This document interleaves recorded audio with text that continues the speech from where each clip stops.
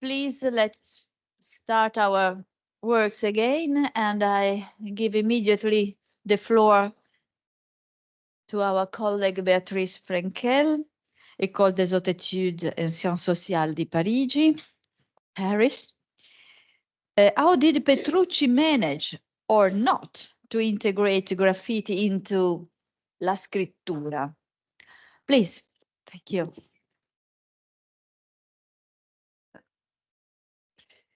Oui, donc je vais déjà m'excuser auprès de vous parce que je parlerai en français et mon PowerPoint est en français, je suis désolée, mais je ne me sens pas d'improviser, je suis un peu fatiguée d'improviser en anglais, donc je préfère m'en tenir au français. Désolée. Alors, oui, je vais commencer bien sûr par remercier très chaleureusement Carlo de m'avoir invitée. C'est un plaisir d'abord d'être parmi vous, qui êtes des spécialistes tous de graffiti, ce qui est quand même très rare. Donc, c'est déjà un monde en soi. Puis, vous êtes des spécialistes de graffiti ancien, ce qui est encore une autre portion d'érudits, ce qui n'est pas toujours le cas des spécialistes de graffiti contemporain. Et enfin, visiblement, depuis le début de notre colloque, les discussions, et j'en suis personnellement très à la fois étonnée et en même temps ravie, les discussions portent beaucoup sur la matérialité, un niveau de finesse, de précision, d'analyse qui est bien sûr très rare. Donc, je suis très heureuse d'être parmi vous, de vous écouter tout simplement et de capter ainsi comment vous travaillez, ce que vous faites, comment vous voyez les choses, quels sont vos embarras, par exemple, graffiti ou pas, comme tout à l'heure, c'était vraiment une bonne entrée en matière, et de nombreuses autres questions qui ont été soulevées. Je voudrais aussi remercier notre hôte qui nous ouvre cet endroit formidable avec ce jardin pour les pauses café. Je pense que c'est un grand plaisir d'être dans un lieu aussi accueillant, apaisant même, et même reposant. Donc, merci beaucoup. Et je voudrais aussi remercier tous les organisateurs qui interviennent, que je connais moins, mais qui nous donnent une sorte d'accueil très fluide, très agréable. Donc, merci à ceux qui organisent un peu en coulisses, mais c'est très efficace et vraiment, vraiment plaisant.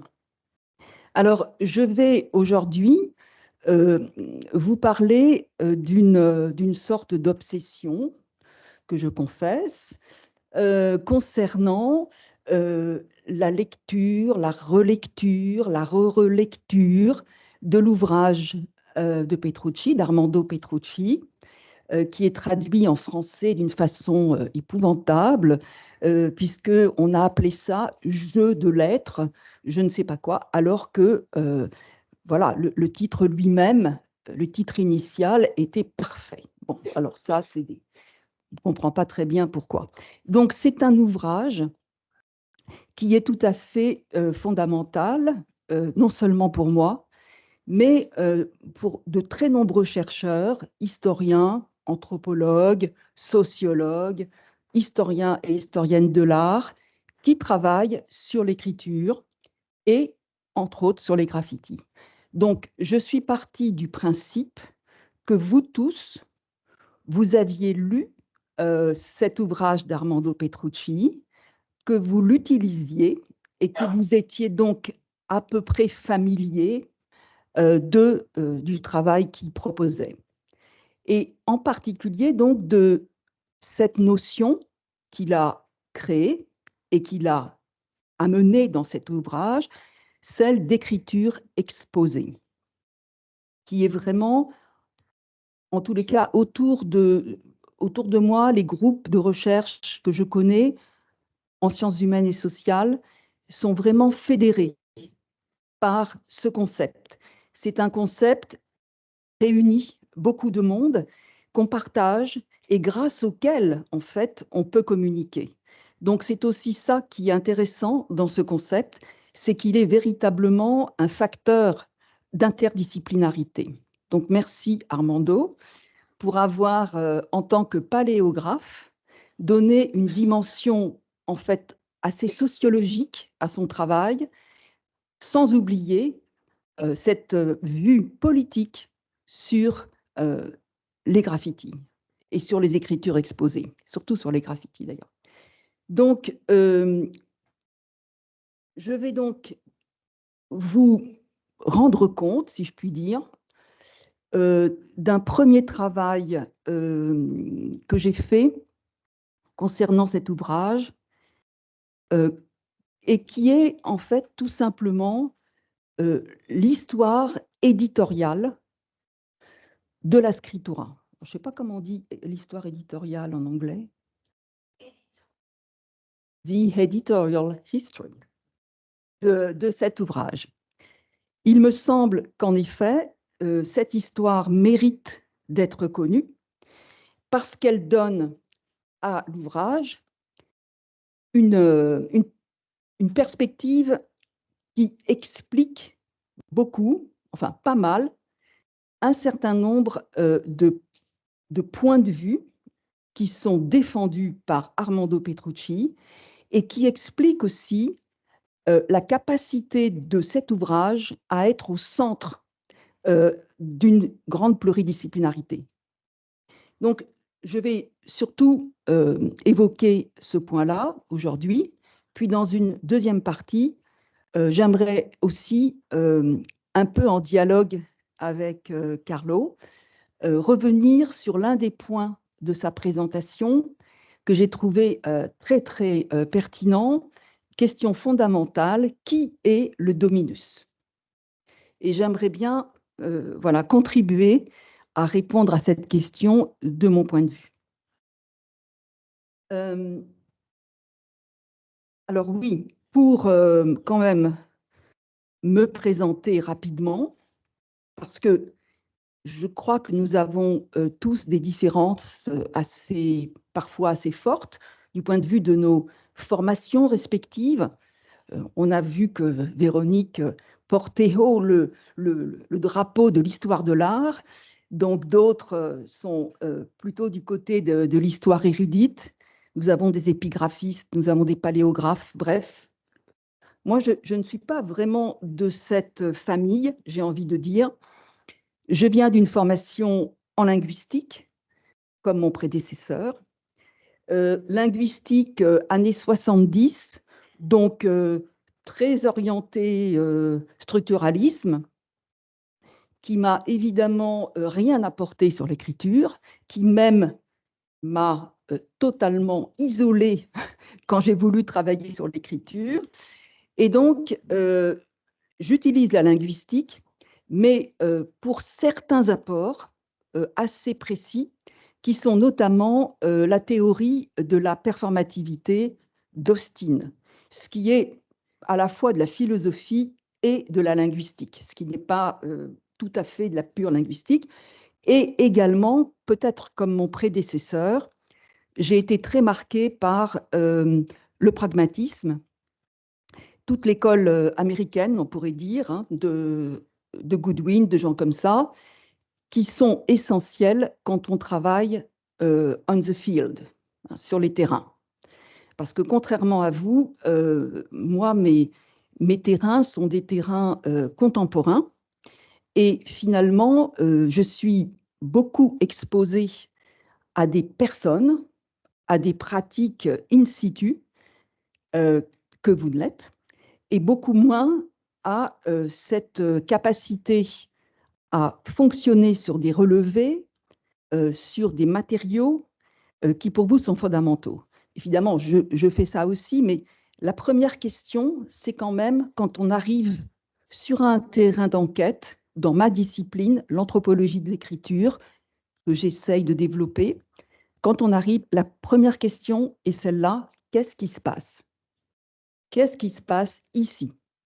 Donc, c'est tout à fait une autre approche qui demande bien sûr d'autres instruments, d'autres problématiques. Donc voilà pour une rapide présentation. Je dirais aussi que, en tant qu'étudiante, j'ai pris comme sujet de thèse la signature. Je sais qu'il y a pas mal d'étudiants, donc choisissez bien votre sujet de thèse. Surtout, si vous êtes un peu marginaux par rapport aux grands courants qu'on vous enseigne, je crois qu'un sujet de thèse, ça doit être aussi une manière de faire un petit pas de côté ou un grand pas de côté par rapport à votre formation. C'est important de voir ça. Et bon, la signature, c'était pour moi une manière d'être à la fois un pied dans le langage, dans le nom propre, dont il a été question abondamment, mais aussi un pied dans une insistance sur l'acte d'écriture. Et donc, c'est un sujet qui m'a amené très loin, alors que je n'avais pas vraiment vu le pas que je faisais. Donc, n'hésitez pas à prendre des sujets un peu marginaux, c'est vraiment des aventures formidables. Donc, je vais commencer pour présenter mon histoire éditoriale, par préciser pourquoi j'ai eu envie de travailler sur cette histoire éditoriale. Je ne comprends pas que Armando Petrucci, dans son ouvrage, accorde 2 chapitres, les chapitres de la fin de l'ouvrage, les chapitres 13 et 14, 2 chapitres consacrés au graffiti, en gros, hein, et que dans les autres chapitres qui le précèdent, il n'est jamais question de graffiti. Donc, il y a là, pour moi, un indice qui, d'ailleurs, on le verra, est corroboré par Petrucci lui-même, l'indice d'une difficulté à considérer les graffitis dans la totalité de l'histoire qu'il nous présente. Puisque, je vous le rappelle, l'histoire des écritures exposées, telle que Petrucci nous la raconte, commence au XIIe siècle et de chapitre en chapitre s'étend jusqu'à l'époque contemporaine. Donc, et nous progressons, bien sûr, pendant toute cette démonstration sur ce que sont les écritures exposées, nous progressons, mais les graffitis sont absents jusqu'à la fin. Alors,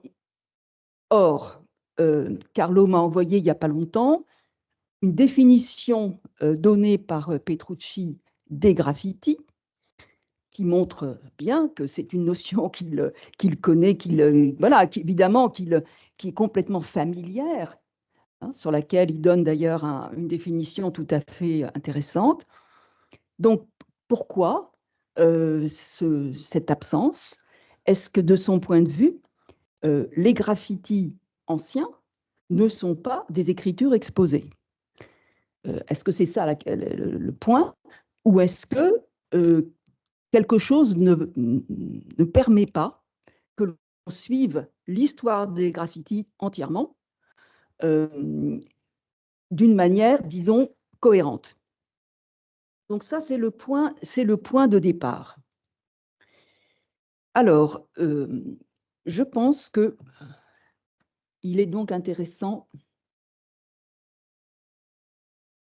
Un deuxième point que je voudrais aussi souligner, c'est que lorsque Petrucci parle des graffitis, dans les 2 derniers chapitres, il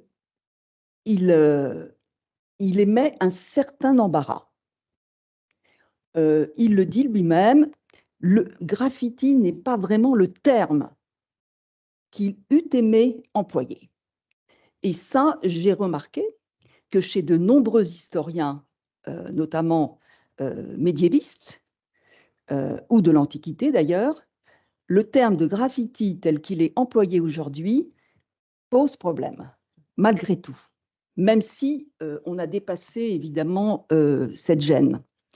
Donc, il y a un embarras. Et la question que je me pose évidemment, c'est est-il possible de faire une histoire des graffitis? Est-ce que on est bien, enfin, est-ce qu'on peut faire une histoire des graffitis en remontant jusqu'à aujourd'hui, ou est-ce que nous devons vraiment faire des ruptures à un certain moment et ne pas hésiter à classifier les graffitis et même à former des ensembles de pratiques qui ne sont pas tout à fait compatibles. Personnellement, je serais assez pour cette option et je crois qu'ici, c'est un point sur lequel vous devez réfléchir. Jusqu'à quel point est-ce que vous voulez que l'on pense que les graffitis contemporains sont les mêmes que ceux sur lesquels vous travaillez? Moi, je pense que c'est une énorme erreur. Je pense que là, il y a vraiment une sorte d'utilisation, en effet, intéressante du terme de graffiti, mais que ça crée, premièrement, une difficulté qui s'exprime ainsi: de tout temps, l'homme a apposé des graffitis dans son environnement. Vous voyez, ces espèces de discours de l'éternité, hein, voilà, des pratiques, avec très très souvent repris. C'est devenu une vulgate. Hein. Le graffiti que l'on va trouver dans la rue, le graffiti de New York, bah, finalement, c'est à peu près pareil que ceux des grottes, quoi, ou que ceux des chapelles, que ceux des églises et des châteaux. Bon, là, j'appelle à votre sens historique pour ne pas hésiter à réagir. C'est quand même assez embêtant de se laisser prendre à des perspectives éternelles de fonctionnement. Donc, il y a bien un problème qui est peut-être inhérent au travail sur les graffitis, qu'il faudrait pouvoir sereinement travailler et proposer peut-être des argumentaires, des corpus, des démonstrations. Je pense qu'il faut démontrer qu'il n'y a pas de pratique éternelle et que, comme tous les historiens qui sont là le professent évidemment, chaque acte d'écriture est évidemment solidaire d'une période, d'une situation, d'un environnement, etc. Je pense que le graffiti est typiquement un sujet qui demande de la part des historiens des réponses très fermes. Voilà.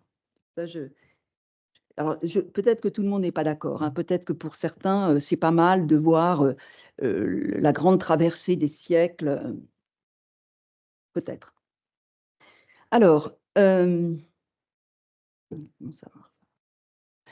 revenons-en à l'histoire éditoriale de la scritura. L'histoire éditoriale de la scritura se passe en 3 épisodes. Enfin, ceux que j'ai détectés. Peut-être que Carlo, je l'espère d'ailleurs, ajoutera des choses. Donc, une première version du texte paraît en 1980, publiée par l'éditeur Enodi. C'est une commande qui est passée à Petrucci. Il s'agit de participer à une publication collective de très grande ampleur, la Storia dell'arte italiana, pardon qui a pour ambition de renouveler l'histoire de l'art italien. L'ouvrage est monumental. Il paraît sur une période de plusieurs années. Il comporte 3 parties, 9 volumes, et à l'intérieur des volumes, des tomes. Enfin, c'est quelque chose de vraiment monumental. Cet ouvrage, quand il paraît, donc en 80, va recevoir un accueil très intéressant de quelqu'un comme Pierre Bourdieu. Pierre Bourdieu, qu'on n'aurait pas pensé réagir à ce point aussi vite sur cette publication, adresse aux responsables de cette grande publication une lettre, nous avons bien sûr, dans laquelle il dit son enthousiasme, son contentement de voir combien cette publication va transformer l'histoire de l'art en général en ramenant des problématiques extrêmement matérielles. Donc, déjà, le texte de Petrucci est entouré de ce succès, qui est le succès du projet total d'Einaudi, et il se situe, ce texte-là de Petrucci, dans cette perspective d'un renouveau. Alors, son texte s'intitule « La scrittura tra ideologia e rappresentazione ». J'insiste sur le libellé, parce que ce libellé, en fait, il va changer. Il n'est pas fixe. Et on va voir qu'il y a une toute petite différence qui va s'installer. Et là aussi, j'aimerais bien avoir vos avis et votre jugement. Ceci se traduit en français par l'écriture entre idéologie et représentation. Entre idéologie et représentation. Ce n'est pas si facile à comprendre, cette manière de formuler une problématique. Entre idéologie et représentation, bon, on peut déjà imaginer qu'il s'agit d'une part d'une approche politique, le terme d'idéologie, quand même, à cette époque, en tous les cas, très utilisé dans beaucoup de réflexions politiques et dans beaucoup de luttes, dans beaucoup de discours. C'est un terme, c'est une clé, ce terme, pour l'époque. Et représentation, là, on est plus évidemment dans le domaine de l'art. Donc, on a bien les deux piliers qui sont présents. D'un côté l'idéologie, de l'autre la représentation, politique et art. Alors, à l'intérieur de l'histoire de l'art d'Einaudi, le texte de Petrucci est situé dans un endroit très particulier. Il est situé dans le dernier volume, qui est sans doute le plus novateur, hein, puisqu'il propose de prendre en compte dans l'histoire de l'art, disons, des disciplines, des pratiques qui sont jusque-là un peu minorées, sinon dédaignées. Il s'agit notamment, pour son texte, autour de son texte, de parler de miniatures, par exemple, de dessin, comment on appelle ça, des timbres, enfin de la philatélie, voilà, de l'art des timbres-poste. Et donc, on voit bien que l'idée d'Einaudi, en faisant ce grand projet, c'est de faire apparaître des disciplines négligées, qu'on pourrait presque dire pas vraiment populaires, mais en tous les cas, qui ne sont pas du même niveau de reconnaissance que la peinture, la sculpture, etc. Donc, l'écriture qui est proposée et présentée, la problématique de l'écriture qui est présentée par Petrucci, est considérée comme un art mineur. Ça, c'est une chose importante. Ça veut dire que, finalement, Petrucci, paléographe, est censé parler des formes de l'écriture, censé parler, donner une importance, mettre en valeur l'écriture du point de vue de ses formes. Bien, donc ça, c'est quand même une première orientation qui semble tout à fait importante, puisque, on le verra, c'est justement un des apports les plus importants de Petrucci, qui est d'avoir donné aux formes graphiques, aux types graphiques, une sorte de valeur, et d'avoir fait la démonstration de cette valeur, qui n'avait jamais été véritablement formulée. Petrucci, quelqu'un qui formule les choses d'une façon tout à fait remarquable. Le deuxième moment de l'histoire éditoriale de la scriptura, alors ce qui est beaucoup moins connu et beaucoup moins associé en général au parcours du livre, mais j'ai vu que c'était un moment important. Petrucci est invité à l'école française de Rome en 1984 pour participer à une table ronde dirigée par Jean-Philippe Jeunet. Sa contribution s'intitule « Pouvoir, espace urbain, écriture exposée, propositions et exemples ». Et ce projet, dirigé par Jean-Philippe Jeunet, qui était un des grands projets, en fait, qui a vraiment marqué l'histoire politique en France, pas du tout un petit projet, c'est vraiment une chose importante. Ce projet avait, entre autres, comme caractéristique de vouloir travailler sur l'importance des arts dans la constitution de l'État, dans la genèse de l'État. Et c'est aussi une problématique rare à l'époque. Hein. Seuls essentiellement, un historien, par exemple, comme Ernst Kantorowicz, dont Jeunet est un des traducteurs, avait produit un ouvrage extrêmement fameux dans lequel il montrait à quel point tout ce qui était production de forme était essentiel dans l'exercice politique. Maintenant, ça nous paraît assez évident, mais à l'époque, c'était loin d'être évident. Donc, Petrucci est invité parmi essentiellement des historiens. J'ai regardé, enfin, il est quasiment le seul historien de l'art, et il a un succès incroyable. Il fait donc sa communication, il prend un exemple, je dois dire, qui est évidemment dans le texte que nous connaissons, qui est un exemple formidable, qui est donc celui du texte de Malatesta, qui est à Rimini. Et donc, il décrit, il montre ce que c'est qu'une inscription que lui considère comme une écriture exposée typique émanant du pouvoir. Donc,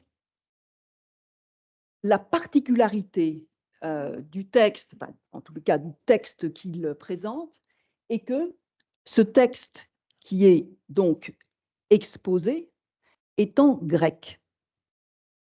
Or, il va de soi que, à cette époque, à cet endroit, la plupart des gens qui voient ce monument et ce texte ne savent pas le grec. Donc, on a là une sorte en soi d'ailleurs, de problématique. Hein. Mais qu'est-ce que ça veut dire dans l'espace public installer un texte qui n'est pas lisible ni compréhensible? Et c'est là que, donc oui, que Petrucci va formuler donc son premier, comment dire, sa première expression, si je puis dire, de ce qu'est la force justement des écritures exposées, la force graphique. De ce point de vue, donc celle de la lecture, le petit nombre de ceux qui pouvaient lire et apprécier le grec des deux inscriptions n'avait aucune importance. Aucune importance. Le signe de domination, la valeur célébrative qu'il transmettait, ces textes en grec, pouvait être perçu par n'importe qui, sachant percevoir, au-delà du décodage du texte, la pluralité graphique du programme. Donc, Petrucci découvre, en fait, aux yeux de cette assemblée d'historiens, le fait que le spectacle de cette écriture suffit, en fait, à provoquer une sorte d'acte, hein, suffit à provoquer, à envoyer un message, et cet effet produit est celui d'une célébration du pouvoir. Il dira plus tard, une formule que j'aime bien, il en impose. Ce texte en impose, cette écriture en impose. C'est-à-dire que là, même si on ne comprend rien, il y a quelque chose qui se passe qui est de l'ordre de l'autocélébration et d'une certaine forme de domination. Et c'est exactement cela que Petrucci appelle l'idéologie. L'idéologie, dans ce cas, l'idéologie qui s'attache aux formes graphiques, c'est l'impact des formes sur le public, cet impact servant à légitimer le pouvoir. Il en impose, il célèbre le pouvoir, on n'y comprend rien, mais il y a quelque chose qui se passe avec le spectacle. Donc, c'est quelque chose qui, à mon avis, est très important ici dans nos discussions sur le graffiti. Parce que je pense que nous devons nous demander qu'est-ce qui se passe quand on voit des graffitis? Ils ne nous en imposent pas, ces graffitis. C'est pas, enfin, en tous les cas, très souvent, ils ne nous en imposent pas, d'après ce qu'on voit dans les corpus photos qu'on a vus. D'accord, mais qu'est-ce qu'ils font s'ils ils ne nous en imposent pas? Quel est finalement l'effet sur nous, publics, et sur, il y a longtemps, public, dont ils sont porteurs? Pourquoi ne considérer que seuls les graffitis dominants, les écritures dominantes, les écritures solennelles, les écritures parfaitement réalisées par des maîtres écrivains ou des maîtres graveurs, sont susceptibles de provoquer des effets? Il est bien évident que c'est une des questions que nous devons nous poser et que nous devons, et ça c'est le deuxième point, peut-être intégrer, et ça Petrucci le tente, dans une certaine histoire de l'art, qui n'est pas la même, mais qui est peut-être une histoire de l'art importante. Donc, ça, c'est le point, donc l'étape numéro 2, qui est le passage par ce groupe de chercheurs qui accueillent Petrucci avec beaucoup d'enthousiasme et qui retiennent bien la leçon et qui ont maintenant une sorte d'assise pour, oui, pour amener une certaine matérialité à cette hypothèse des formes culturelles de la genèse de l'État moderne. C'est très, très important. Enfin, dernière étape que nous connaissons, en 86, une nouvelle version est développée qui reprend le premier texte publié par Einaudi et qui paraît chez lui d'ailleurs sous l'intitulé La scrittura, ideologia et rappresentazione. En 93, 2 traductions, ce qui est rarissime, hein, peu de temps, c'est relativement peu de temps pour l'époque, deux traductions, l'une en anglais, l'autre en français. Et là, c'est intéressant de voir la façon dont on traduit scriture esposta. Ça devient exposed writings ou bien public lettering. On ne sait pas très bien ce que les Anglais, j'aimerais bien savoir d'ailleurs, ce que vous retenez comme traduction, et qui devient écriture exposée en français. Cette formule est maintenant une sorte de formule que tout le monde connaît et qui est largement pratiquée. Donc, petite différence dont je parlais tout à l'heure, le premier intitulé retenu par Petrucci, en fait, c'était donc entre idéologie et représentation. Hein. Ça, c'est donc Einaudi, première version du texte. Entre idéologie et représentation. Et le texte final, c'est idéologie et représentation. C'est rien, ça a l'air d'être un détail, mais je ne pense pas du tout que ce soit un détail. Il n'y a pas de entre, il y a de et. C'est-à-dire que ce que exprime là Petrucci, c'est que c'est vraiment totalement lié et qu'on ne peut pas imaginer que l'écriture soit entre d'un côté ci, d'un côté ça, et qu'il y a bien un point de vue là méthodologique aussi, qui est celui d'un double questionnement, celui d'un questionnement politique et celui d'un questionnement sur les formes. Et toujours l'alerte qui doit être renouvelée, de se demander s'il y a des rapports entre ces formes-là et ces politiques-là. Et ça, je crois aussi que c'est une chose qu'il faut avoir, c'est pas facile, bien sûr, mais qu'il convient quand même d'avoir en tête. Alors, soit se poser des questions tout le temps sur l'idéologie, hein, soit pour d'autres, ça dépend des tendances, beaucoup plus sur les formes de représentation. Ça dépend des chercheurs. Voilà. Mais c'est vraiment au cœur de cette association. Alors, donc, on sait que, comme je le disais tout à l'heure, on a donc dans l'ouvrage que nous connaissons, celui de 86, plusieurs siècles, du XIIe au XXe. On part des inscriptions monumentales, des écritures d'apparat, pour arriver donc au chapitre 12 et 13 sur les graffitis.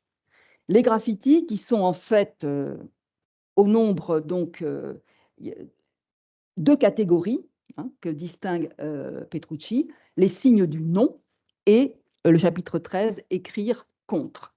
Donc c'est assez important de comprendre que Petrucci a été obligé d'établir une différence entre des types de graffitis contemporains. Et ça, là-dessus, je pense qu'il y a quand même à réfléchir. D'un côté, nous avons les graffitis qui, pour lui, sont typiquement ceux de mai 68, les graffitis des luttes universitaires en Italie, de la grande période des années 80, période pendant laquelle il a été très actif. C'est un homme engagé, notre ami paléographe Petrucci. Et donc, il a à la fois accordé une importance évidente, chapitre 12, à ces signes-là. Il développe toute une série de réflexions. Il met dans ce sac des signes du nom 68, Rome, bien sûr, mais aussi New York. On est à la période où les graffitis new-yorkais sont évidemment une pointe avancée des productions de graffitis qui changent tout. Et bon, nous sommes bien placés pour le savoir. On ne peut pas ignorer, quand on parle de graffiti, de dire quelques mots sur ces graffitis-là. Sinon, ça ne va pas du tout. C'est quand même un vrai problème de composition du champ. Donc, les signes du nom, qui sont, je dirais, plutôt le versant acceptable, sinon héroïque.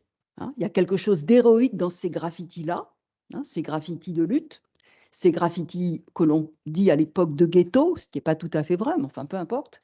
Et puis, les graffitis écrire contre, qui sont des graffitis, j'ai envie de dire, bas de gamme, des graffitis vraiment pas formidables, qui sont ceux des fans de football, qui sont ceux un peu de population, un peu d'extrême droite, etc. Enfin, il y a une sorte de... Entre le chapitre 12 et le chapitre 13, il y a un monde à tous les niveaux.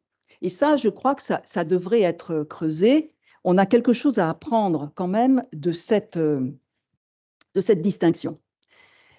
Pour finir, je mentionnerai une réaction fameuse à cette publication, en tous les cas en italien, celle d'Italo Calvino, qui va, dans un texte très, comment dire, à la fois qui reconnaît la grande valeur du livre et du travail de Petrucci, mais qui va aussi l'attaquer d'une manière extrêmement violente, très forte, sur sa conception de ce qu'est une ville. Qu'est-ce qu'un espace public? S'interroge Calvino, qui en connaît un bout, puisqu'il a lui-même publié les villes, tout un ouvrage sur les villes. Fantasmé, bon, mais peu importe. Donc, Calvino va émettre une grande réserve par rapport à la conception de Petrucci d'une ville pleine d'écritures, qui sont toutes de nature différente, une ville saturée, et plaider, oui, que Calvino trouve effectivement horrible, une très grande laideur, toujours cette interrogation et cette sensibilité aux formes graphiques. Il ne supporte pas, en fait, l'impact graphique de ces graffitis moches. Il n'est pas le seul, hein, à l'époque.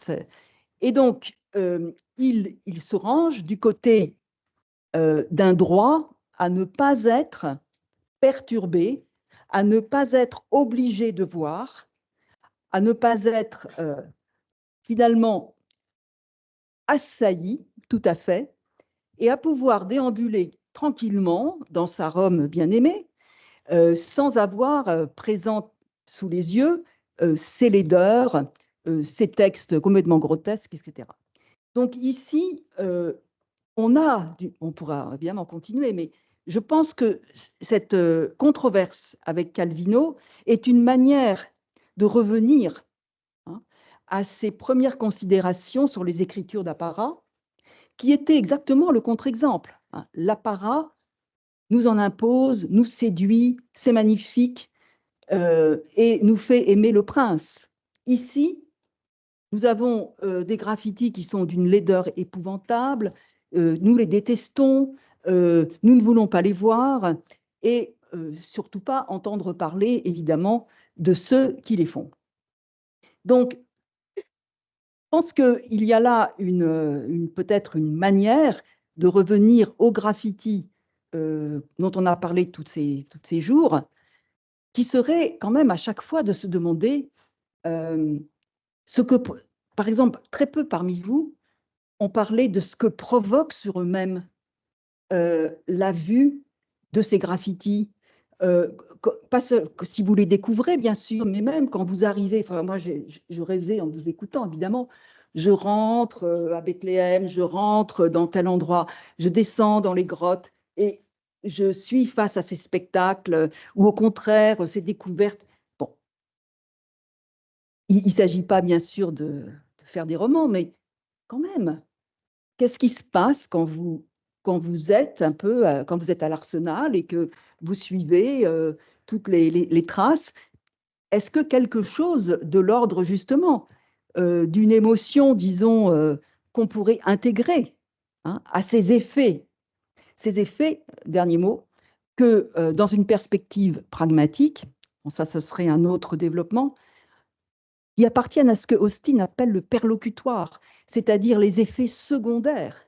Ce n'est pas des effets recherchés nécessairement, mais c'est les effets secondaires d'une émission de phrases, de mots, de noms. Et là aussi, je crois qu'il y aurait peut-être à ressortir cette notion de perlocutoire qui n'est pas très connue, mais qui est quand même très utile. Voilà. Je vous remercie. Merci beaucoup, Madame Frankel, pour votre très significative réflexion avec cette histoire éditoriale qui est toujours une histoire culturelle, une histoire de l'organisation de pensée scientifique. I think that we go straight to the discussion with Francesca Malagnini, Gaetano Curzi, and Mario Marrocchi, because we have the final lecture of Marco Moster at 11:45. We have a delay, and so let's begin, please. Marrocchi? Sì, Mario. In Italian, in English, en français, in italiano. Allora darei subito in italiano la parola a Mario Marrocchi. Mi sentite? Yes. Can you hear me? Yes. Who Ok. are Devi going attivare to la speak telecamera. English. Thank you, Mario. You can. The floor is yours. Thank you. Okay, thank you. So, I'm sorry to be here, not in Rome, but I think now technological way of life are important, and we can. Chiedo scusa, non si vede l'immagine, dovrebbe attivare la telecamera. Ok. Now? No, ma noi lo Perfetto. vediamo, eh? Okay. Okay, so let's start. I think that probably graffiti are the less studied written sources. They open a complex dimension for researchers connected to the first problem for every investigation. We must put the specific source in its broad context to understand the relationships between writing and painting, between art and spectators, past and present. These are dimensions in which graffiti give us new opportunities to enlarge our vision, to change our points of view. This conference some way opens the second half of the project, of Graff-IT Project. There is a special goal to build a graffiti database. It is impossible to build an exhaustive one, but it is possible to do the best thinking about the future. So I have some questions and doubts, but I am lucky. Today I have to discuss and not to solve. It is a pleasure to start from an essay written by Cécile Trefort 20 years ago. She indicated two crucial points. The first, it is difficult to find graffiti, to read graffiti, to date and place graffiti in a cultural area. And the second, an official pattern in liturgy for graffiti, une pratique tout aussi officielle. It seems to me particularly interesting that Trefort attributed an official pattern in liturgy to graffiti.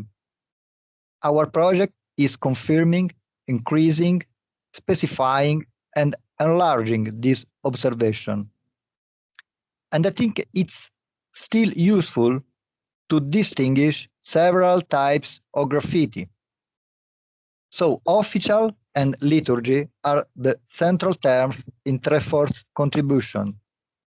But what is official and what kind of liturgies in the Middle Ages?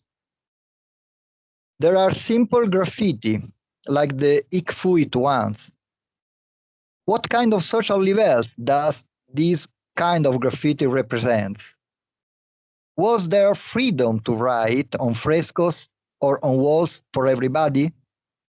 It seems to me that this conference showed that not only people belonging to popular culture wrote on a wall or on a fresco. And I would like to articulate this question. What kind of mentality of culture allowed to write on walls, on monuments, on artworks in the Middle Ages, in Renaissance, and so on? And how authority reacted?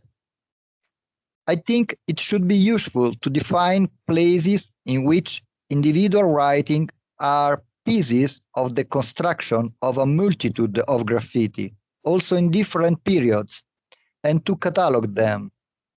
Places in which persons with distinct cultures of level of literacy sign their names or something more, in a choral extending action.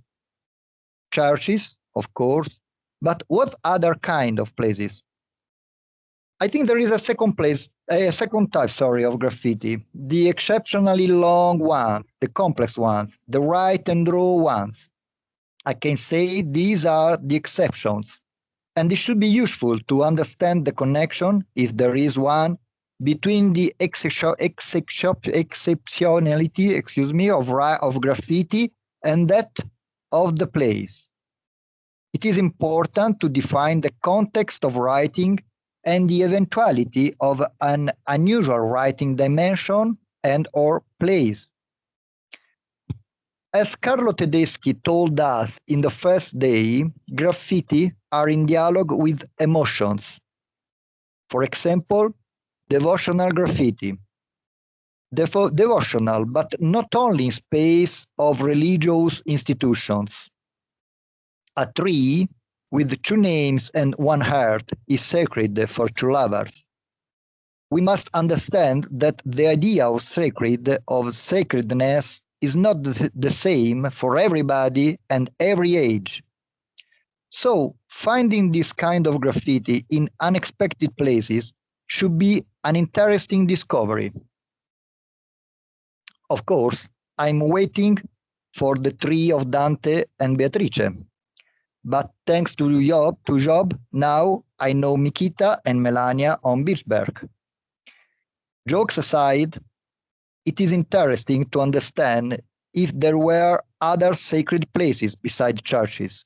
For example, in some walls, in specific places of communal palaces and buildings of central and northern Italy, it was normal to write. We saw some examples with graffiti near sources, in caves, in prisons, that are too, in a certain sense, sacred places. But this concept must connect to another one. It has the visibility, the will of the writer. Graffiti in the Middle Age are an action to sanctify and not to sacrifice the support. And to remember, because writing is born to record. And if the poet thought to build a monument, ere perennius, by his poem, it's not difficult to imagine the feeling to eternalize writing on a monument. Graffiti are a powerful source to investigate the different form, to respect, to manage, and to express emotions in front of the sacred. About recording, history has to count, but to count it's important to decide what to count. I hope these days in Rome could help us giving ideas about what to count. I have two specific questions to go on with the ERC Graffiti project. First, a technical, but not only technical observation, thinking to what Rocco De Rico showed us. In our database, we can and we must point out how much we emphasize the possibility of reading deteriorated writing or writing deliberately created in a less evident way. In any case, the real legibility of the graffiti by engraving, by dimension, by position must be evident in our forms, in our records. In a certain sense, for the first time, we can read writings better than the will of the writer. Second, Graff-IT must put in contact its database with other similar ones. We must be a continental database, able to be in contact with other ones, including what does not exist now, and it must be with a continental dimension. I think we need a Europe, and researchers of humanity have a significant role enlarging their projects. Ciò che è necessario si realizza. What is necessary can be achieved. This is an idea of Danilo Dolci, a sociologist and educator, a non-violent activist in Sicily 50 years ago. And sometimes the contrary also is true. To achieve is necessary. Sometimes it is necessary to realize an emotion, writing on or in an emoting place. I think that Dolci's motto gives a good imagine to our graffiti project, a project able to open new fields of investigations and dimension. Now more than ever, it is possible to study graffiti in a multidisciplinary approach. It is progress to find new sources. It is a progress to find the new sources and innovative approaches to the sources. I think that studying graffiti is a way to find new sources to investigate the concept of culture, of cultured and uncultured people, to understand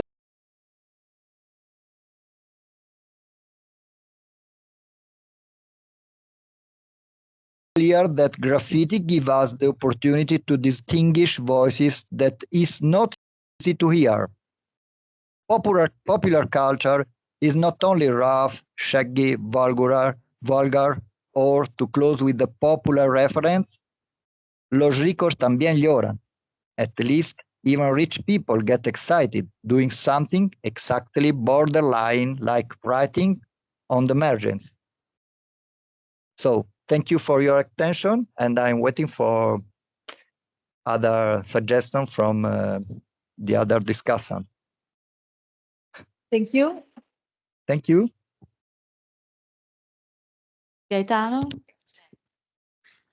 So I can try in English. What a dense days we had. 3 days full of papers and posters too, of course, but they are papers. As an art historian, I was delighted seeing mural painting crowded over inscription, graffiti, figures, and so on. Delighted and shocked too, no?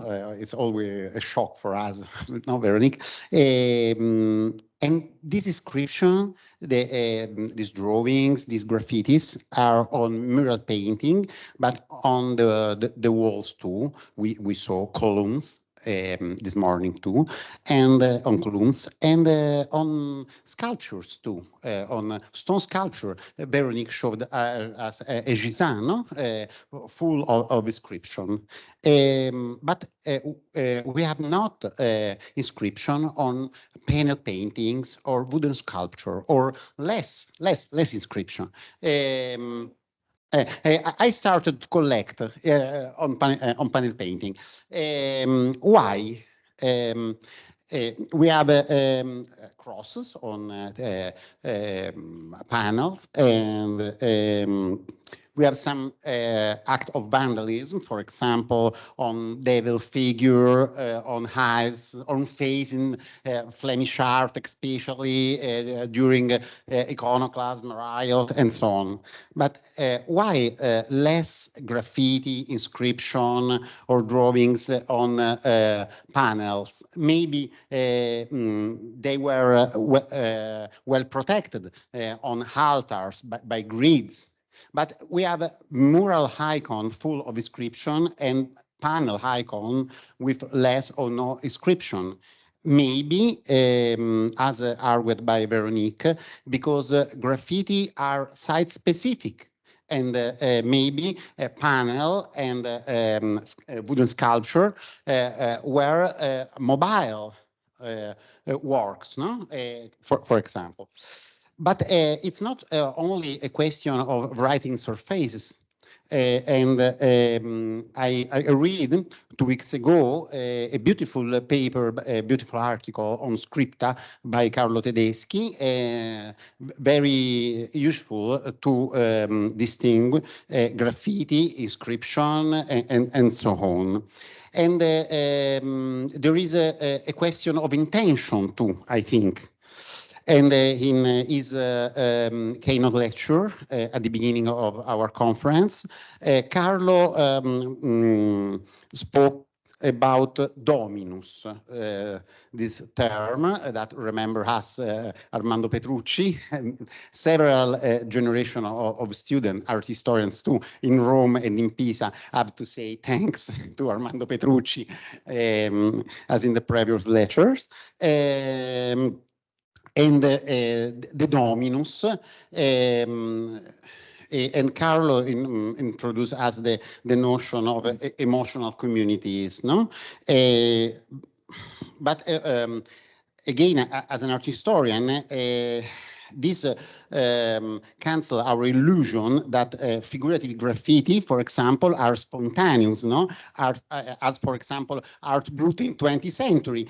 Some art historians are interested in graffiti, believing that they are a spontaneous testify of emotion and so on. And seeing some figurative graffiti well executed, we can think that there are behind this graffiti a patron, a concepteur, and a writer or a drawer. And in some case, maybe there is a mediation too. For example, Moscufo. You told us about Moscufo, a scene of torment, and seeing this scene is possible that is a tranche de vie, for example, no? A tournament that someone saw in his country, but watching at the composition, I see a formalized composition, like a composition inspired by manuscripts, for example, or illumination tradition, and so on. In some case, we saw too well executed graffiti, figurative graffiti, for example, coat of arms. And I like very, very much the lecture by Estelle and Clément, of course. I'm sorry, Clément. I forgot about, but Clément is it was outside. Okay, and I like very much this lecture, this coat of arms on the Senecor on paper. And I think that, about an information given us by Jean de Jonville. Jean de Jonville, visiting Crac des Chevaliers at the middle of 13th century, searched the coat of arms of his uncle that had been there more or less 15 years before. Maybe that coat of arms was on parchment or was a graffiti, I think, but because the Crac des Chevaliers in Syria is an hospitaler castle. Hospitaler are military order, but not a chivalric order like in late Middle Age. They were monks. And so they doesn't like to decorate the rooms, and they didn't like a family coat of arms, no, in Slavs too, just the coat of arms of the order they can use on slaves, no. So we can think that the coat of arms of the Jean de Jonville uncle maybe was scratched, no, on the walls, and we can imagine Jean looking for this kind on the wall, and so too much. Too much things to discuss, but I think that we have many other occasions. So thank you to Carlo, to the organizer, and to all the speakers. And the time is over, so I can. Thank you.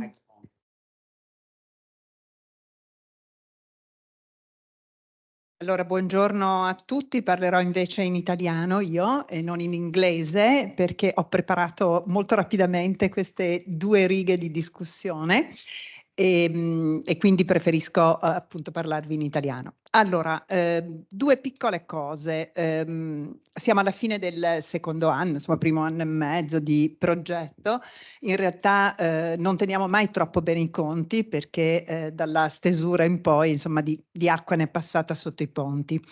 Quindi siamo alla fine del primo anno e abbiamo già raggiunto parecchi risultati, direi, quindi insomma possiamo essere davvero molto soddisfatti finora di quanto è stato fatto. I ragazzi sono davvero molto bravi e stanno avviando parecchie ricerche. Allora, essendo storica della lingua mi soffermerò più su questi aspetti piuttosto che su quelli naturalmente paleografici. Allora è chiaro che il graffito ha un'importanza, è noto insomma, un'importanza storica e non solo di storia locale naturalmente, e ha un'importanza, una notevolissima importanza linguistica. Perché? Perché naturalmente appartiene a quel filone di scritture, è stato ricordato anche questa mattina, che non sono diciamo tradizionali, ma che rispecchiano la volontà dello scrivente. Non sono totalmente scritture spontanee.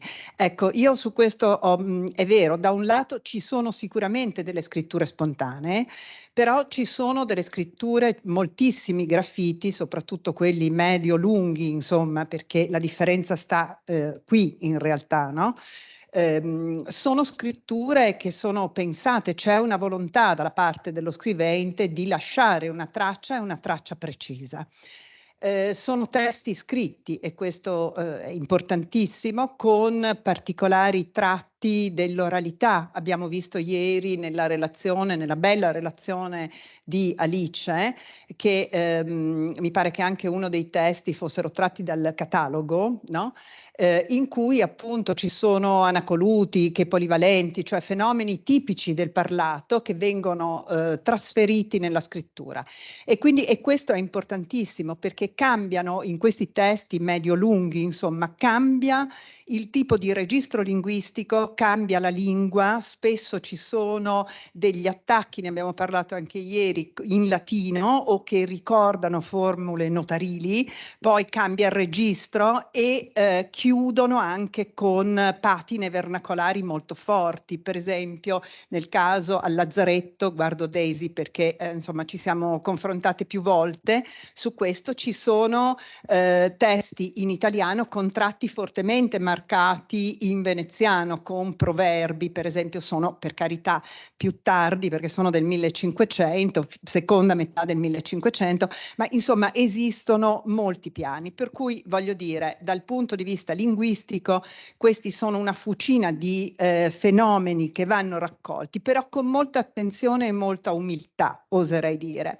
perché è molto diversa la scrittura riprodotta e realizzata come graffito e o scrittura esposta. Tengo questa varietà e o lo sappiamo, volutamente la tengo. So che possiamo discutere a lungo, Carlo, su questo ancora, perché naturalmente il graffito va per prima cosa naturalmente letto, ma è chiaro che il supporto su cui c'è la scrittura non è sempre regolare, non è quasi mai regolare.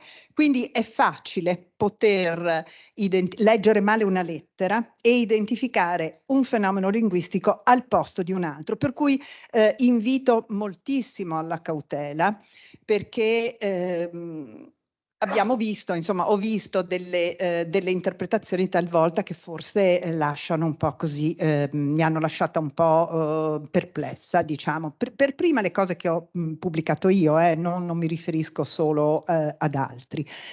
Un altro aspetto particolarmente interessante è, oltre alla solita nostra definizione di aspetti fonologici, morfosintattici, eccetera, è l'aspetto testuale, che viene invece proprio un po' trascurato, e questo soprattutto nei testi medio-lunghi.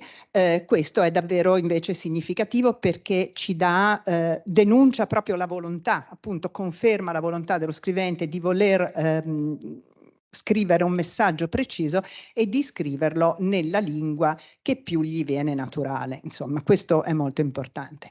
Poi in quest'anno Piero Trevisi, che è qui, che è un bravo assegnista di ricerca della Stranieri, ha raccolto circa 650-700 graffiti in questo anno e mezzo, quindi ha fatto un lavoro veramente di scavo importante. E lui ha trovato all'interno della basilica circa 27, mi pare se non erro, testi di un frate, che sono proprio dal punto di vista testuale segnalati da una di San Francesco, sì, lo davo per scontato, e vedi, tralascio questi aspetti non di poca importanza. Sì, ad Assisi, naturalmente in Basilica, ha trovato, l'occhio attento di Piero, ha trovato questo corpus, quindi una rarità, voglio dire, perché sono 27 graffiti che sono delimitati nella parte sinistra. Lo specchio di scrittura è delimitato da una croce e poi da un segno di obit, per cui voglio dire, quindi è racchiuso il testo, quindi è delimitato e circoscritto, e questo proprio significa che il testo non solo è stato pensato, ma è stato probabilmente prima scritto su carta e poi realizzato. Bene, quindi queste sono le due cose che volevo dire, ma una piccola nota anche non solo di ringraziamento, ma anche una piccola nota per i giovani o i meno giovani, insomma, comunque per tutti noi. Allora, in questi giorni ho avuto modo di parlare con i ragazzi. Il mio sguardo per i ragazzi è sempre molto attento, perché siete voi il futuro, non siamo noi. Noi possiamo andare avanti, continuare con le nostre ricerche, ma siete voi che aprirete nuove piste di ricerca, e in questo momento si richiede una ANVUR, che è il nostro patema, o comunque gli istituti di valutazione italiana ed europea richiedono che la ricerca sia interdisciplinare, multidisciplinare, che abbia un impatto, con questo lessico brutto e burocratico, però di fatto ci viene chiesto questo. Allora, avete avuto l'opportunità, voi giovani, di avere non solo un dottorato, ma anche un assegno di ricerca in un campo che è pieno di piste nuove, c'è spazio per tutti. Quindi lavorate con umiltà, mangiando pagnotte, come diceva uno dei miei maestri, e lo ripeto sempre molto volentieri, cercando di lavorare su più discipline. Quindi non è che la storia della lingua, e parlo per me naturalmente, è vero, è un progetto di paleografia, ma la storia della lingua può dare un apporto importantissimo.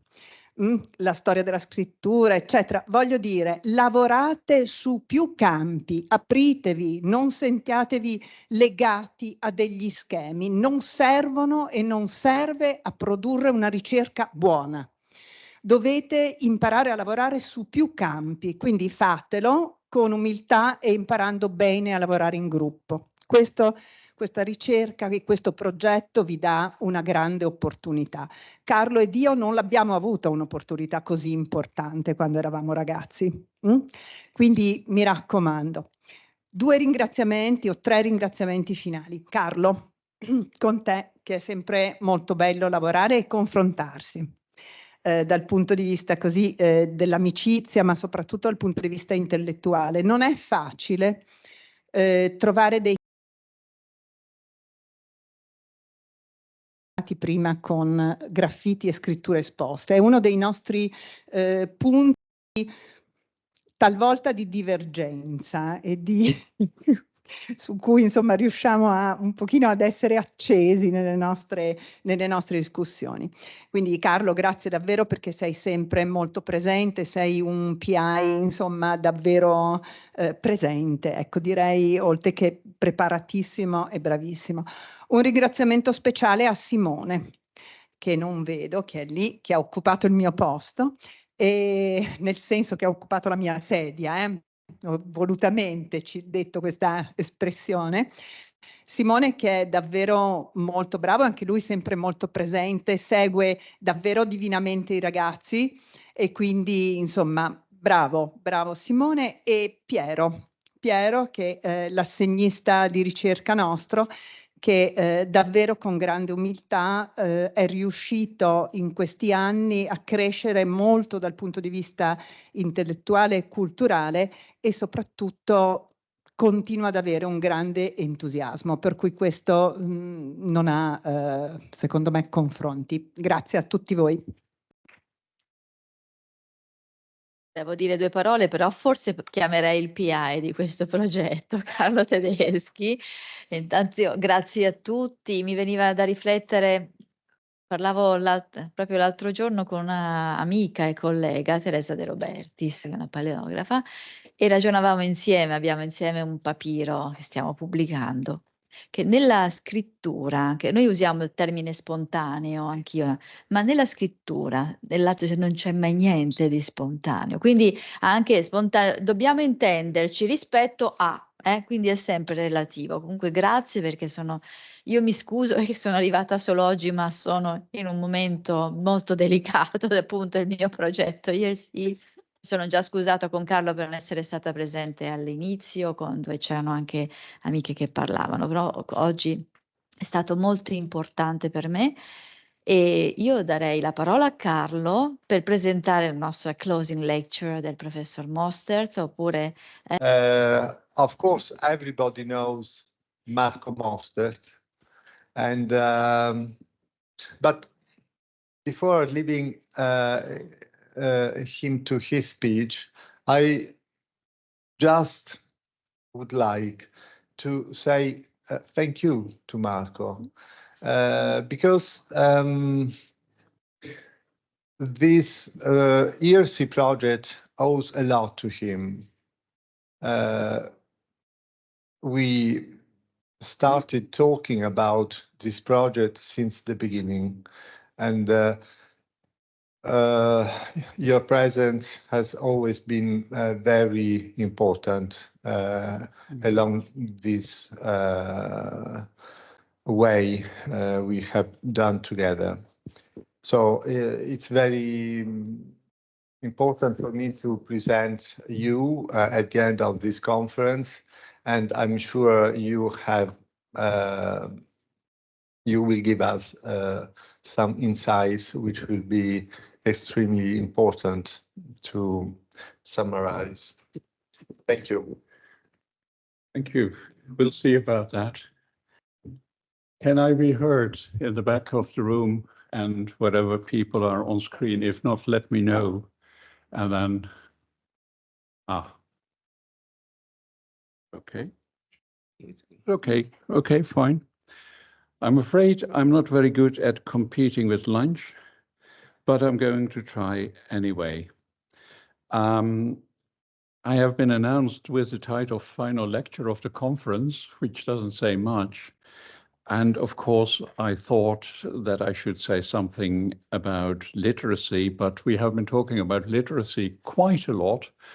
And yesterday, the notice, the notion of the graphosphere entered my mind, and I was very happy to Jos Haken that he wasn't talking about it, because it is something that Simon Franklin has been thinking about after he wrote this really important book on the beginnings of writing, let's say, about the East Slavic speaking populations of Europe, to put it like that. This is a quotation which I could find easily on the internet, because there is a collection of articles. You can find it right, Franklin Graphosphere, and you will find this book, which is published in open access. Now, I'm simply going to read this out to you because I think it's important. What he is doing, as we heard this morning, is looking at primary, secondary, and tertiary writing. But in this idea of the graphosphere, he is talking about the reception of anything written in a particular time and at a particular place. So the graphosphere, he explains, is the space of the visible word, the sum of the places where words are to be seen. The graphosphere is therefore a multifaceted, multifunctional phenomenon of culture. It is dynamic, both in its physical properties and in its interactions with its viewers and inhabitants. It can permeate many locations, domestic and institutional, official and informal, urban and rural. Over time, it may change its size, its shape, its composition, its relative density, and its configuration of functions.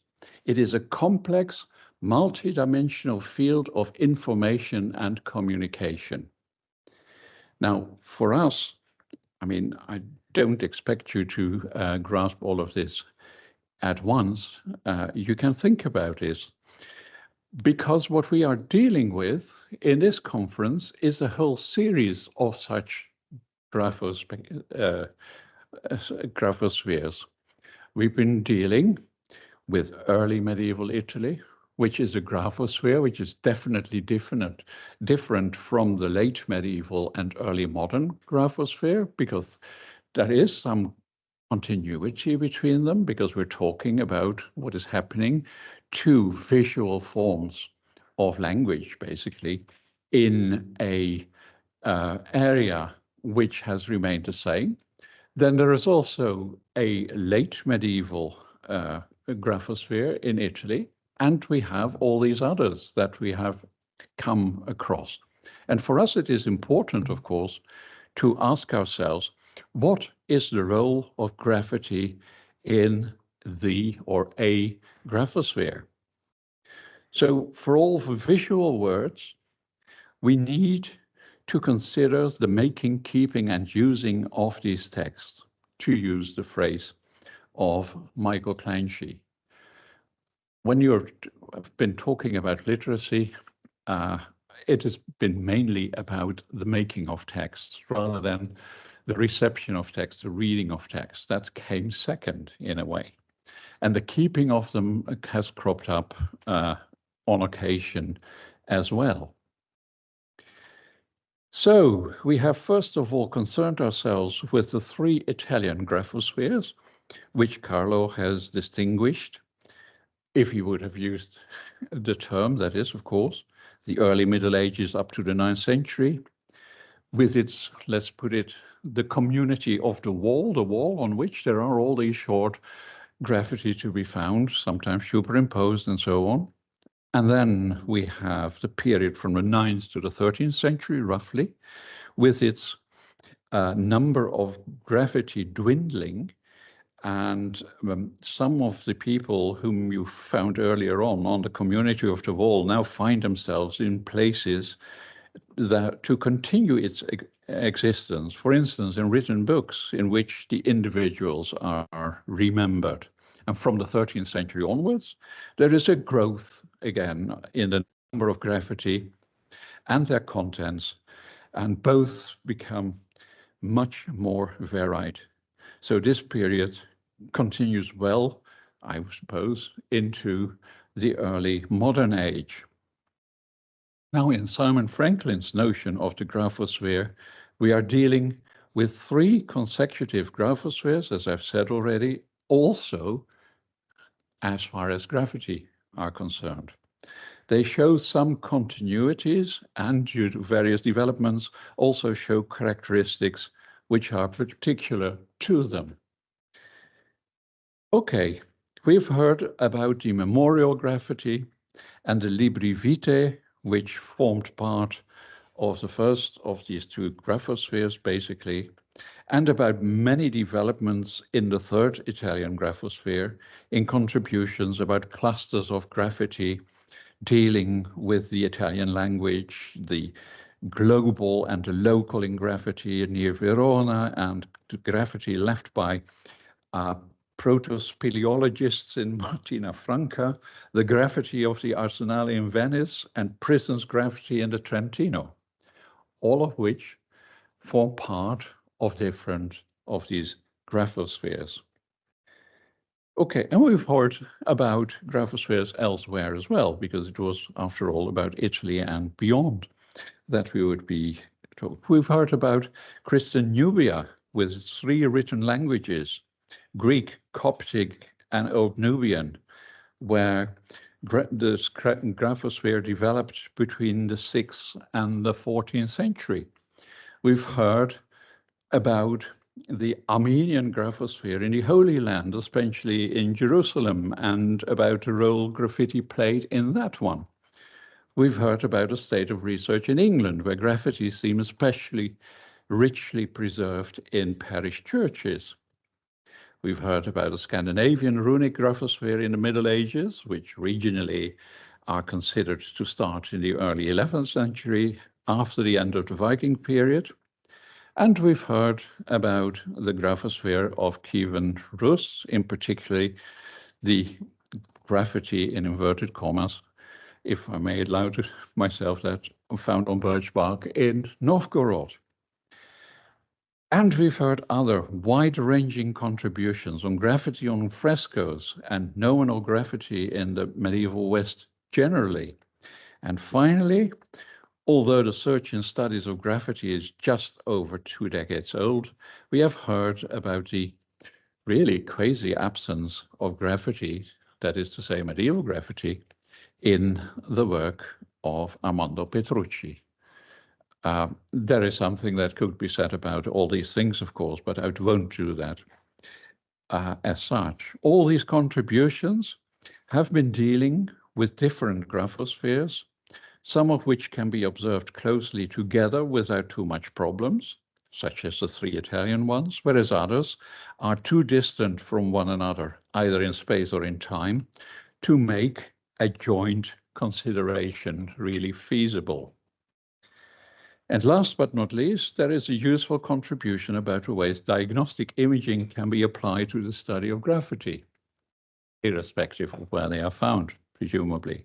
Yet, after this very rich panorama of what we think we know about graffiti in a medieval period ranging roughly from the 7th to the 16th century in Italy and beyond, it is an impossible task imposed on me in this closing lecture to say something general and applicable to everything. So I will confine myself to a few observations which may or may not be helpful in future research. First, a few general remarks. Graffiti seems to be a very widespread phenomenon, but in the graphospheres of some countries, they seem to be better known and studied than in others. We've missed today contributions on the German-speaking world and the Iberian Peninsula, no doubt because of practical considerations, but there is a body of literature produced in these European regions which suggests that such contributions might have been useful. And the same goes for the Balkans. Quite a number of languages there which none of us can read, but there's always Google Translate and you can ask some help with that, of course.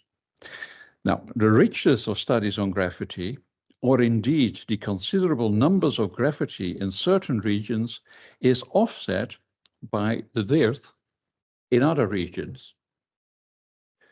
Why is it? Is there hardly anything about the Netherlands known about this? We merely have scattered evidence. Although the use of writing there was known from the 7th century onwards, until the 10th century, I have no evidence whatsoever of graffiti. And here only we have a cross, which I'm showing to you. Let's see whether it works. Oh, and we'll try this.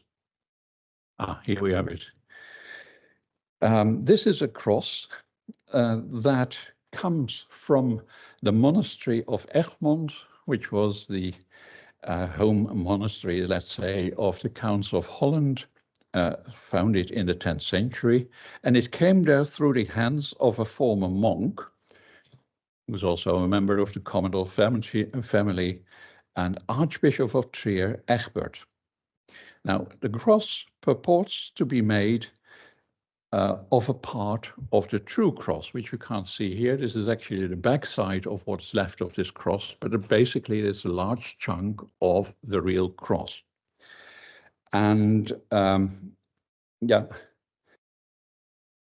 this was kept in Byzantium, somehow ended up in this cross in Trier when Egbert was there. And it also has on the back, I don't know whether you can see them, I'm going to try to indicate where they are.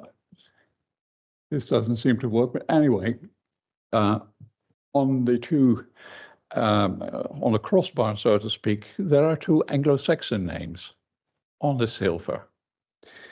This is all fine, but it hardly adds up to anything we may connect with Dutch communities who might have had the cross made. Now, in Utrecht, there has been a project to collect anything that is memorial in the Dutch Middle Ages. It's called the Memo Project. And if you consult that, it's now defunct since 2019, but there are thousands and thousands of items. Type in graffiti and you get zero, nothing at all. There's quite a lot of works of art. There are also quite a lot of texts, but no graffiti. Now, yet we have some evidence that graffiti must have existed. And this is hardly visible, I find. But here, have to look here on this pillar. This is a painting of Sanredam of about 1640 of one of the parish churches in Utrecht. It's called the Buurkerk. This painting is now in London if you want to see the original. And what you see in that corner is there are a couple of boys, and I think there's a dog as well, and they are looking at a pictorial graffiti of a song, Middle Dutch song, which is in fact translated from the French, Les Quatre Fils Aimants. And that's here. There are the four sons of Aimant on their horse, which is a fairly common theme. This was made there. There's no trace of it, obviously, at all. It's very curious. Now, there are also other places where we know that there might be much more than has been published. We heard a little bit about Ukraine, about Kiev today. There is a Polish literary historian, Jakub Niedźwiedź, who teaches at Krakow. And we've had the pleasure of publishing a huge work on the history of literacy in Vilnius by him. And when I was working one floor up, a conversation with him was going on, and it was said that we were doing something about literacy, about graffiti. And he said, I've got quite a collection of Polish graffiti, mainly early modern, but several thousands. Anyway, he confirmed. And I would have liked to show you some of them, although they are fairly similar to the ones you see in these last couple of days. And I can't seem to find where I put them in my computer, alas. So there must be more than what has come to light so far. Second point, that has to do with the difference in gaze between the modern scholars and the medieval and early modern people who look at graffiti or looked at graffiti. We have to study graffiti one by one. You can't write two graffiti at the same time. And adhere to the rules that have been developed and are still being refined for the study of textual graffiti as historical sources. This means using a list of questions that derives ultimately from those of good old-fashioned historical criticism. By concluding to the existence of clusters of graffiti, we can then say something about those clusters. For instance, if you have a wall full of graffiti, then you can say something about what you find on that particular wall. And that's helpful for our understanding of the roles played by the individual clusters and hopefully the roles of graffiti in their graphosphere. And maybe one day in ever greater numbers of graphospheres which contain this particular type of graffiti. For contemporaries, this was different. In the early Middle Ages, having one's name recorded, for instance, on a wall, together with the names of other members of one's community, was a matter of life and death, or rather, of death and life, that is, the life everlasting that was enabled by being remembered, basically. Paleographical evidence may, in some instances, allow us to decide the question whether the person whose name was mentioned was also responsible for writing his or her own name. But that is our question. For contemporaries, the very fact of being mentioned by name was the most important. In the Gospels, Jesus is writing only once, and then on the sand, in the sand, which would have led to rather an ephemeral message. And God, of course, has his book of life, but that's a later development than the time of the Gospels. So, a similar matter concerns the appreciation of the quality of the script of Graffiti. This was no concern, it seems, of early medieval contemporaries of those who had their names recorded as members of their community. The rules of the grammar of legibility, as Malcolm Parks noticed, of the time are very often disobeyed. The forms of the letters are often wanting, according to us. Word separation is often missing. Punctuation is regularly absent. No capitals are used where we would expect them, and I pass over in silence the layout of those mostly very short texts. And this is also the matter of the language. We've been talking about that, but only in as far as this graffito correspond or confer to the rules of orthography at the time. That was nothing of much importance to these people either.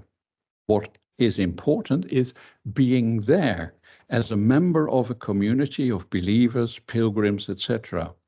If a mere mortal cannot read a graffito, that is not important, provided that God is able to remember the members of such a community by reading their names. Now, the problem of seeing of this gaze, the scholarly gaze, I mean, is to be solved by modern scholars who nowadays also have to do the tools to do just that. There's no problem for early medieval graffiti users, but modern scholars may be annoyed when they cannot read the texts that make up together with the images the frescoes in the Romanesque churches. The modern problem of wishing to actually see what earlier was accepted for its mere existence seems to have arisen at some moment in the later Middle Ages. The monks of St. Augustine's, Canterbury, for instance, twice made drawings in a manuscript format of the scenes and text in their burnt glass windows, so that novices might come to know which images were otherwise unable to be seen in their church. So it becomes important not just that those scenes are there in the church in the form of burnt glass windows, but that you can know what is there as well. Okay. Let's have another image, which I could find. Something similar must be assumed. Well, hang on. Forget about this for a moment. Something similar must be assumed to be the case with the medieval liturgy. In a recent project carried out in England, mainly by musicologists, the question was put how the late medieval liturgy of Sarum, that is Salisbury, could be experienced by a modern audience in the same way as a late medieval believer had been able to live the experience. It turned out that an enormous amount of text was needed and that translation was required, and that much was needed to explain the movements of the clergy around the chancel, their gestures, their sounds, texts, their moving liturgical vessels, etc. The role of the faithful present in the church was almost absent. One such reconstruction of a Lady Mass as it took place in a small parish church takes some 30 minutes. In the documentary film, about halfway through the 30 minutes, a voiceover remarks that this is the first moment the congregation is addressed. Until then, their role had consisted merely of standing around. And then you have to think this must have caused some boredom, which may have led to some members of the congregation resorting to making graffiti, which are so often found in English parish churches. And of course, the graffiti are not at all considered in this reconstruction of the Mass. Another reconstruction was made of Mass in Salisbury Cathedral, and there, as we could see yesterday on a slide, memorial marble sculpture has been covered in graffiti. Okay, another point I would like to make, and that's this one, has to do with developments in the use of graffiti in the late medieval and early modern period. Sometimes, as we have been able to see on slides showing murals covered in graffiti, new types of graffiti, as for instance, a kind of community chronicle, have come about. At the same time, we see explicit prohibitions being proclaimed, as for instance in the case of the Sacro Monte et Varallo, where a fresco displays the text of 1594, which consists of a ban of graffiti above a former exit door of the Chapel of the Temptation. Okay, but that's not all. A viewing screen was put in front of the Ecce Homo Chapel, also to avoid the making of graffiti, which there seems to have been considerable defilement. For instance, here, it's of course largely enlarged. This proved in vain, as was shown by this graffiti of 1719 on the window pane of the same chapel. So it seems that in this case, the authorities might have had different views on graffiti than the faithful who visited the Sacro Monte at Varallo. And this means that by 1594 at the latest, when graffiti were banned there, next to the views of the community, a new view had become possible, which saw graffiti as something akin to the modern view of graffiti as defacement. Maybe such a sterner view has something to do with the Counter-Reformation. That seems to me, at least, a distinct possibility. Now, other separate developments also took place in the late medieval and early modern graphospheres. One was that of pilgrims gradually turning into tourists. Rather than putting your name on a saint shrine, you bought a souvenir of your visit, something in base metal, sometimes in better material. I was here, or an implied I am here, thereby becomes I have been there, a statement that could be repeated at many shrines. These pilgrims' badges could even be collected in manuscripts, as this Dutch example shows. This is a page, or part of a page, 18 by 13 centimeters, in a 15th century book of hours of the Doiselet family, into which 23 pilgrim badges in silver have been sewn. One of the badges showed the Annunciation and managed to mention 's-Gravenzande, which is in southern part of Holland. 'S-Gravenzand Ave ora pro nobis amen. Okay, I suppose it's Ave Maria, but Maria couldn't be put on this rather small coin-like souvenir. Now, in some cases, we have descriptions of what went on when the relics of the saints were shown to the public, as the case of Maastricht, where Philippe de Vigneul, a citizen of Metz, describes his visit to Maastricht in 1510, as you can see here. I suppose this one didn't come out all that marvelously, so I might read it. It's interesting. So, eyewitness account. Maastricht in Germany is one of the most beautiful and finest big towns one could find, where the treasures to be described are exhibited. First is exhibited the head of Saint Servatius, his pilgrim staff, his cross, his chalice, and his paten, and 2 or 3 worthy cloths, that is, a cloth which the angels brought from heaven, with others in addition to it, a cross-shaped medal that St. Luke gave to Our Lady, and which she bore between her breasts for several years, and the arm of St. Thomas, and his key, which was sent to him from heaven, as they say, and a drinking vessel that was sent to him from heaven, and one does not know what stone it is made of, and it is of many colors.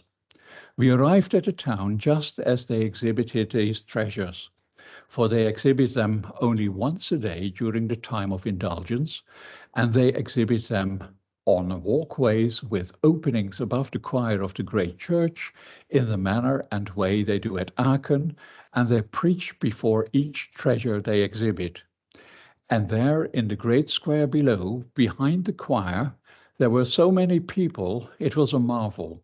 And then they rang the bells, the town servants blew their trumpets, near to the treasures and relics, and all the people blew their horns, which is a marvelous thing to hear and believe, and there was scarcely anyone who did not have tears come to their eyes.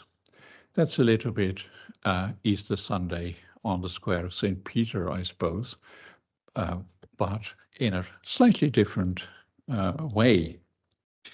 This smacks, by the way, of the behavior of tourists, albeit pious one, and tourist souvenirs. They merge as individuals into groups and experience strong emotions at the spectacles provided for them at the shrines of the saints. When it is over, they move on. Graffiti about their being one with the other pilgrims at the shrine are no longer a way of being part of the community of the saint, rather pilgrims' badges, or in the case of penitential pilgrimages, to atone for some sin or crime, written statements that the sinner or criminal has really made a voyage to the shrine, of which you see here an example. This is a letter of the 31st of July, 1501, written by the verger of the parish church of Schravenzande, same place, serving as proof that a penal pilgrimage by 4 Amsterdam convicts to the miraculous statue of Our Lady at Schravenzande had been duly accomplished, and his letter has been kept in the Amsterdam archives ever since. So these are just a few examples of how late medieval graphospheres could change, with pilgrims' badges and legally valid letters on behalf of penitential pilgrims taking the place gradually of some kind of graffiti. At a local level, graffiti are being replaced by written statements, which here in Rome are allowed to be put up at so-called speaking statues, this one being called Pasquino in an image of 1550. So you can see, in fact, that there are some written letters behind this image. And in fact, Petrucci in his Scriptura gives a couple of examples of these letters as well. You can also see this, further north, presumably, individuals scratching their names in modern ways on megalithic monuments, and they consist simply of personal names and a year. This one, oh, you want a picture of this? Fine. In England, marking stones were for sale in the streets, as is shown in this example of around 1620. It says, buy marking stones. Marking stones buy, much profit in their use doth lie. I've marking stones of color red, passing good, or else black lead. Black and red are in fact often the colors of preference in graffiti written on a surface. These marking stones could be put to all sorts of uses. This shows how a poor woman who could not buy a stone for her grave is remembered in a Tyrolean graveyard by a graffito in black and red. Sorry that the image, which I thought was only black and white, above the place where she was buried. So things change. Graffiti can be supplemented and supplanted by other written forms in the graphosphere. People identifying with the community become individuals and avail themselves of these new forms. This may take time and will not take place everywhere at the same moment, but changes in one graphosphere do have a tendency to be adopted in another one and will show developments to spread. So, what does all this mean for studying graffiti, if it means anything at all? We can only see one graffito at a time, and we cannot identify that one graffito. If we cannot do that, we will do our best to distinguish it among the many other graffiti which sometimes surround and cover it. We need to develop historical source criticism at a level of the individual graffiti. Second point, at the same time, clusters of graffiti will need to be studied in the places where they occur. The meaning of one graffito is determined also by the surrounding graffiti.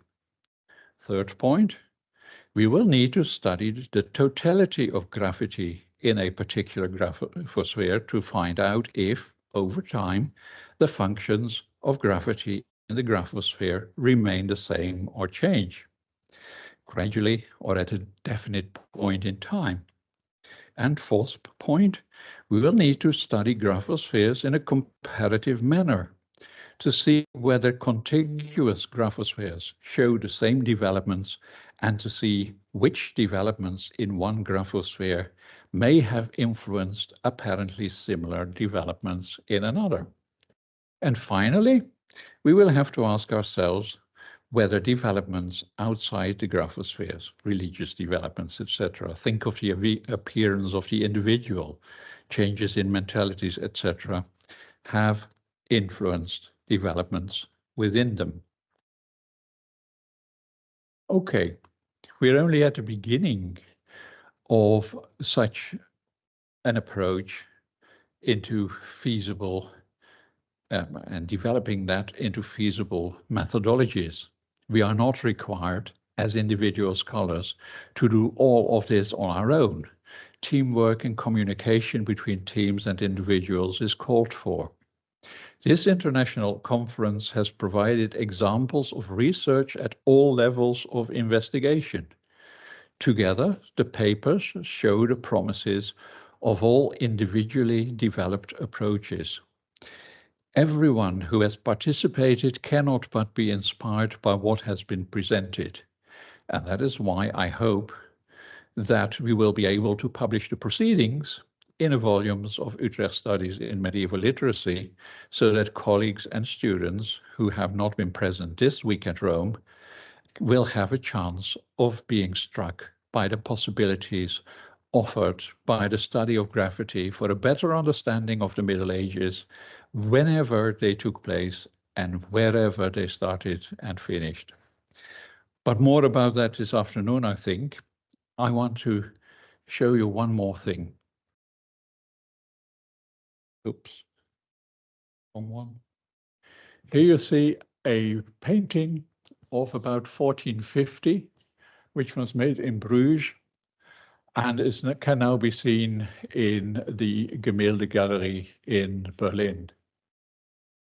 This is a fragment of the whole painting, and I want you to have a look at these two people here. A colleague of mine, Victor Schmidt, who is an art historian, said he was so happy with this particular image because this is what you do when you are an art historian. You're explaining what you can see. And it seems to him, at least, that the left of these two, definitely lay people, it is in fact a large canvas on the story of one of the Flemish saints, but never mind, seems to be explaining something which he sees to the one on the right. But when you look again, the gaze of the one at the right, and presumably also the one on the left, is not directed at the image of the mural painting, presumably it was a fresco, that is above, but you can see that there are also texts going with those paintings. And if you see this finger, but you probably won't be able to see that at the back of the room, then it is pointing at something at eye level. Maybe there was a graffito that they were studying in this way. I don't know, but some of the other places seem to have some smudges which look like that as well. But anyway, this is what we have to do ourselves. Whether they are doing that or whether they are explaining something to one another is neither here nor there. We have to look at those graffiti. We have to come up with the best way of reading them and translating them and interpreting them. And we have to tell one another the stories that we can tell on the basis of our own expertise, whatever it may be. Thank you for your attention. Bene, io darei la parola a chi vuole intervenire sulle relazioni di stamani, sul The Place of Graffiti in the Graphic Environment of Keith Roos e how did Petrucci manage or not the graffiti. And so anche about the closing lecture, but I think that it's better to, do you want to say something to this? All of them, okay, it's perfect. Marianne Ritzema van Eyck's article. Actually, she refers also to my research on Arborio. And I think the big issue, sure, I mean, she says in the article, she's trying to complicate the question of authority or not. And I've worked on Varallo and on the moment when they closed those multimedia to protect the works. I mean, you use at the beginning at Varallo, you would be able to walk around the works. And you have to understand that there's one point in the Sacromonte when even the types of sculptures change, and you end up having sculptures with real hair and they become fragile. And so I think the big question, what happens at Varallo with the interdiction of putting graffiti, with the interdiction of working, in fact, the closing really works very well, because when you're watching the scenes with your head like that, I mean, I've actually written an article where I'm using an 18th century guidebook, and so it's really about the experience of Varallo. You are in a better viewing position than if you're surrounded by a crowd. So the interdiction at Varallo that we see, it's because, and in fact, this doesn't support any idea of changes. On the contrary, at Varallo, I mean, it's a place of pilgrimage. You have crowds coming there. Well, at Arborio, for instance, since Marianne is specifically referring to the situation of my rural chapel, the people at Arborio are the locals. So it's a small community. At Varallo, you have like throngs of people coming all wanting to leave their names. You know, it's really like what I always say in France. How do you signal? I was telling, I think, Jacob, how do you signal where you have a dump, where you have une décharge? By putting a sign that says décharge interdite. But you put a sign saying no dumping here because people have a tendency to dump on that very side. So I think the interdiction at Varallo shows, on the contrary, how prevalent the idea of writing is. And it also supports what, you know, I always say about graffiti. There's an element of aggression because, after all, if you keep writing too many graffiti, real graffiti on frescoes, eventually the fresco is obliterated. And so at Varallo, if anything, what you can say that changes with Varallo is a conception that goes more towards protection and display of works of art, as opposed to really interacting. But I think it's very motivated by the very use of the place, with lots of people coming. And then, as I said, the sculptures become really fragile objects, you know, with painting. So that's one thing. But anyway, that was just a little note. One thing well, quickly, it was, you know, I spoke a little bit with yours. I think I think I agree. This is not graffiti because it's on material that's prepared. And I shared with Jos, and he knew about it, that where I come from, birch bark is also used by the Wabanaki Indians to make canoes, so something very practical, but also baskets. And those baskets are, you can really work on the birch bark and create contrasts and colors.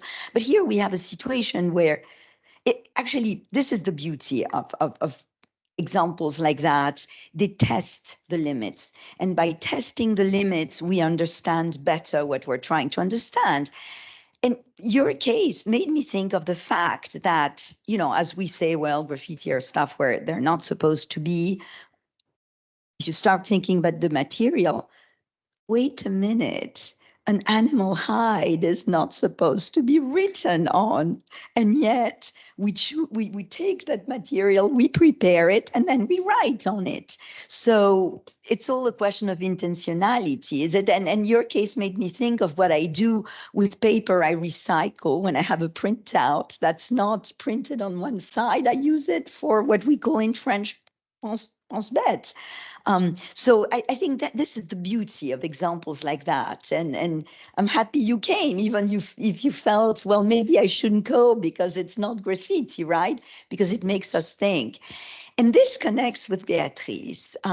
If I remember well, so well, first of all, go back to the title of the conference, Margins. I think it's very interesting that Petrucci pushed those two chapters in a way to the margins of the book, right? Or the text. It wasn't in the center, it was the two last chapters.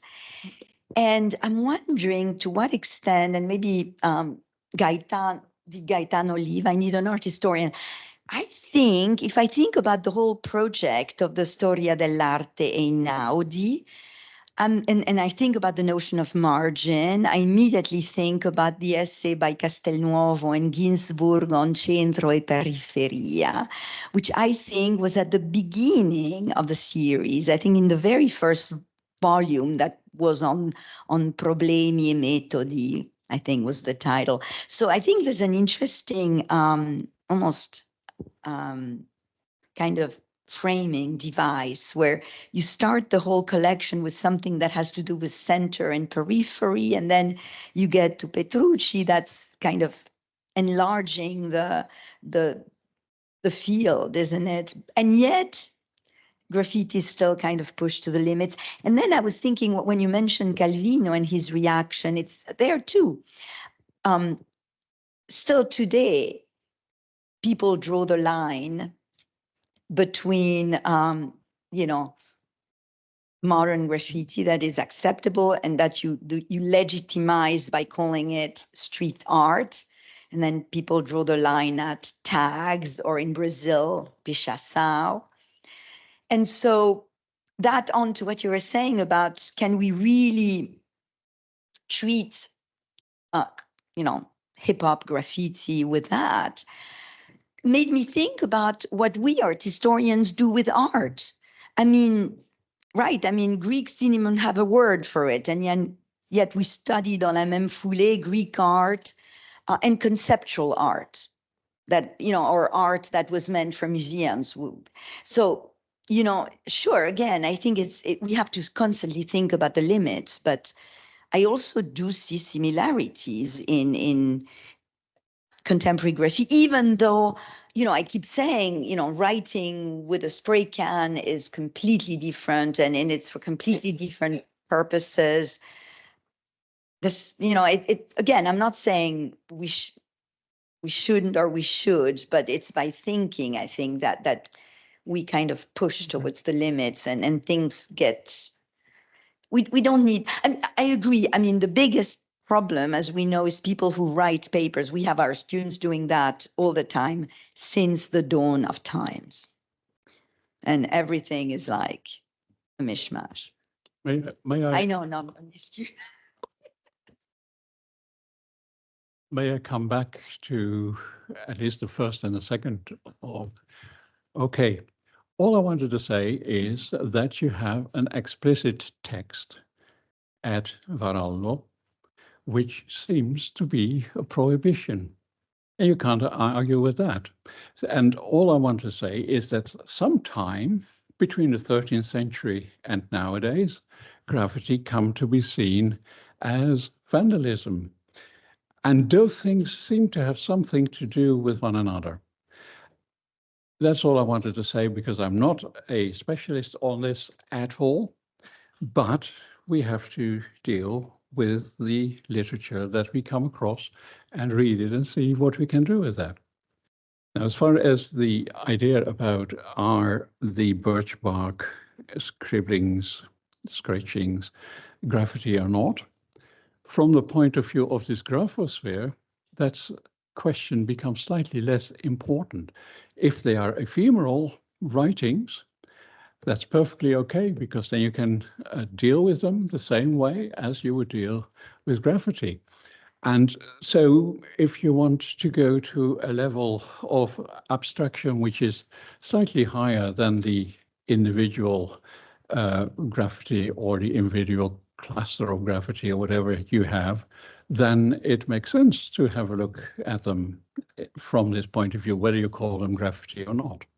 Well, can I quickly respond to that? No, I think what I like about the notion of the graphosphere, and you know, we've talked about that, you know, is when I mentioned, for instance, for your case, the use of signet rings, or I think it's putting it in the context of the galaxy of what interests me there is practices.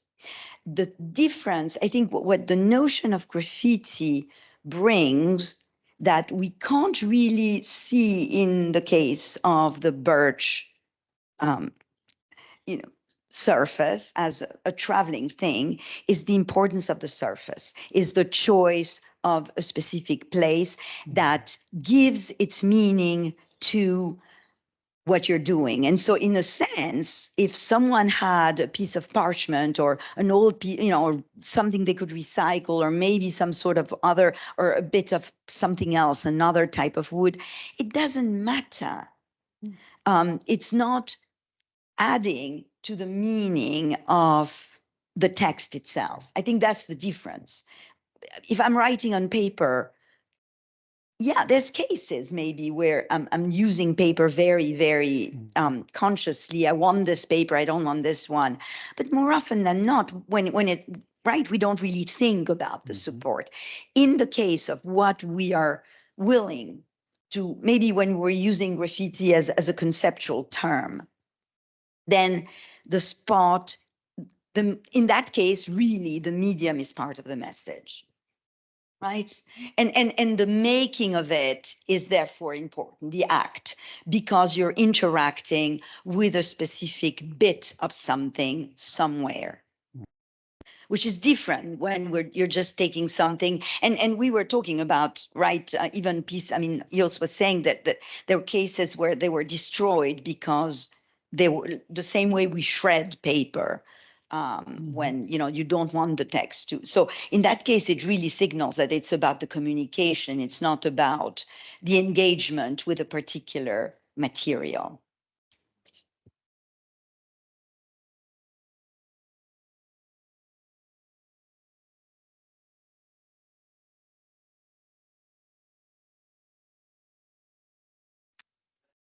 You're absolutely right that things like Birchbark documents, they stretch the limit, because how do you write on Birchbark? Do you use ink? Yes or no? What is the answer? The answer is no, because you use a stylus, which is made of bone or metal, and it very much looks like you're scratching on a church wall. Do they last forever? Yes. Fortunately, yes, they do in Novgorod, but not in... Well, there are no archives. So in the beginning of this whole Berestology kind of research, we were thinking of, we thought, well, there might be an archive somewhere that people kept records or their own love letters or whatever you have. But unfortunately, when they were read, they were thrown away, or they were shredded, or they were burned. These were the three options you have. There are no archives at all. But graffiti, for me, graffiti is either what I see nowadays in the subway with a spray can, and all the stuff you see on church walls. That's pretty much my world of graffiti. And if I want to broaden that world, I can use the word inscription, because then you're talking about more conventional kind of writings, commemorative stones, for instance. And further than that, I have no clue about... No, the point is this. The point is this. We were talking about this with Marco. We are so hyper-specialized nowadays that I'm a berestologist. I cannot be at the same time a graffitologist. That is impossible. That's how the world looks like. If you're in numismatic coins, if you're a coin expert, you're a coin expert. And this is a very closed world, because you really have to go to these people only talk to other coin experts. They publish in their own coin journals. And if you want to enter that world, well, good luck, and it will take you many, many years before you probably will be accepted. And we have codicologists, we have paleographists. What else do we all have? People who are so hyper-specialized. And when these people talk to each other, and I was very lucky that over the last 2-3 days, we have been able to talk to each other, then the real issues pop up. And then you start thinking about your own little world, my own little tiny world of 1,290 Birchbark letters. Yeah. And then I get confronted with graffiti, and well, that pretty much makes me nervous a little bit. Okay. Because, you know, the nicest thing is of what we do is we have one object we study. I see people constantly looking at their laptops, checking Armenian graffiti, French graffiti. Yes, I saw it. And that's what we love to do.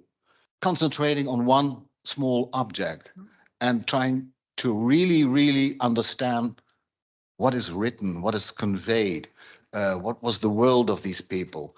And these are all tiny, tiny pieces of research, and we publish on that. We publish articles. Once in a while, we publish a book. But that's our world, our written world. Yeah. That...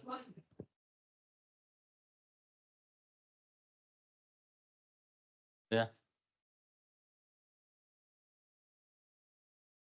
To a lot of scholars, and I think what you describe could be okay in the context of coin specialist or whatever, but I feel that in a lot of area like paleography, diplomatic, especially epigraphy now, there is an immense work to open the door and to change even the way you are working inside these little fields.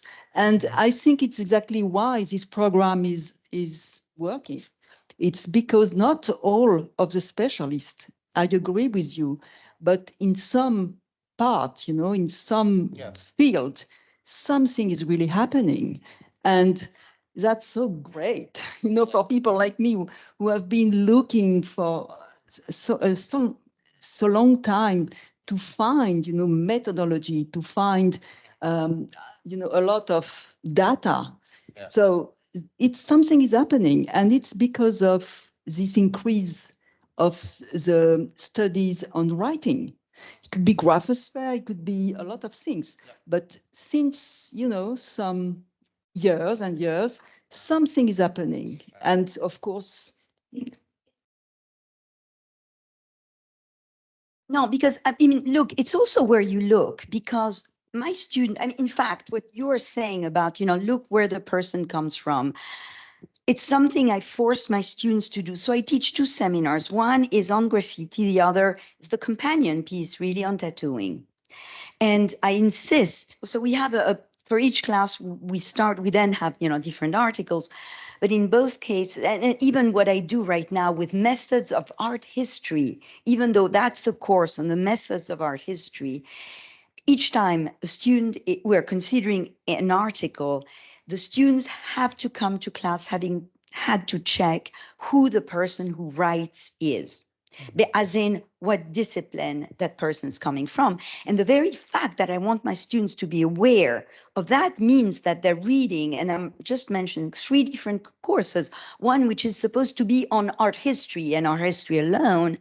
They come from a completely range of different disciplines. And I want them to be aware that, of course, if someone comes from anthropology or psychology, or might be an art historian by training, but is very much doing, gender studies, or you name it, it's going to be slightly, the flavor of the whole text is going to be very much different. But that's the proof that there are fields that, to take the beautiful term Béatrice was doing, sont fédérateurs.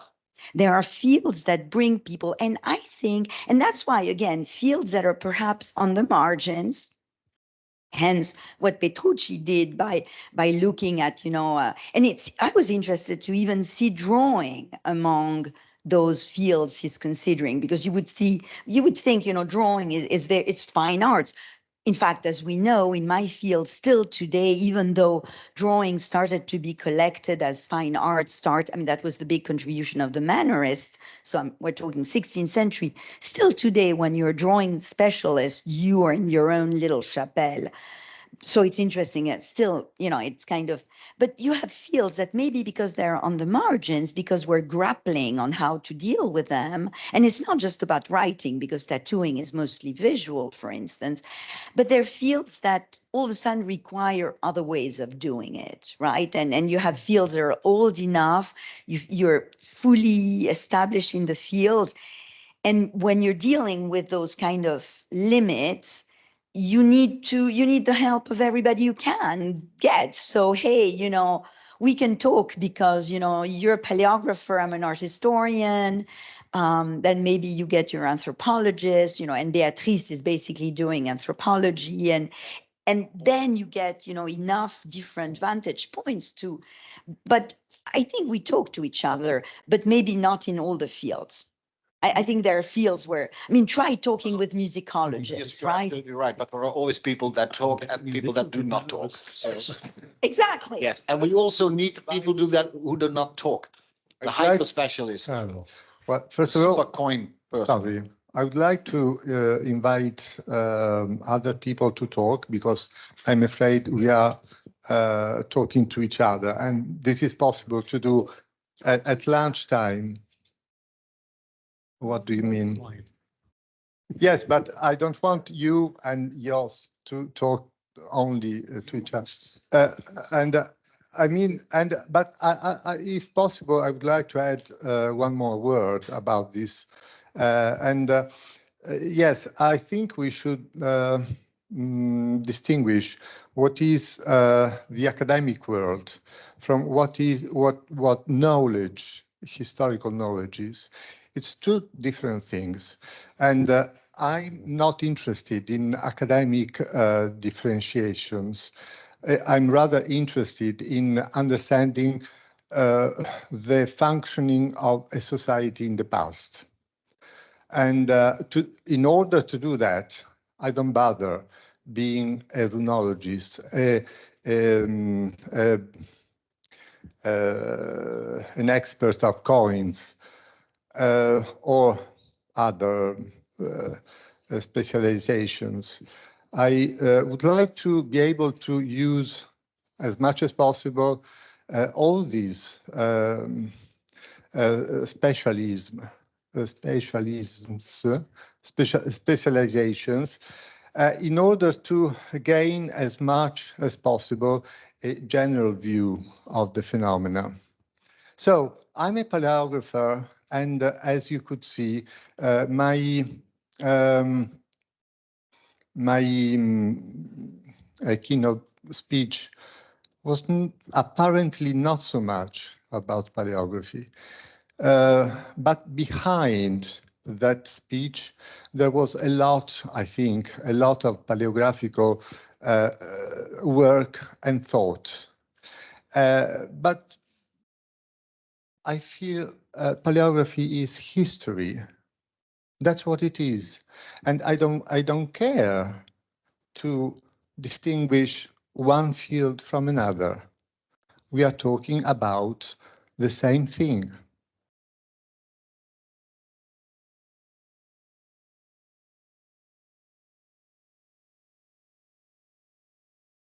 Thank you. I would like to I have a question for the colleague Shaken about a curiosity, it's not a question, about the letter on birch bark. The way, which was the way in which they were transmitted, folded, or is it? There were two options. They were either. No, non con la po. I cannot answer in Italian, sorry. But you mean, how were they?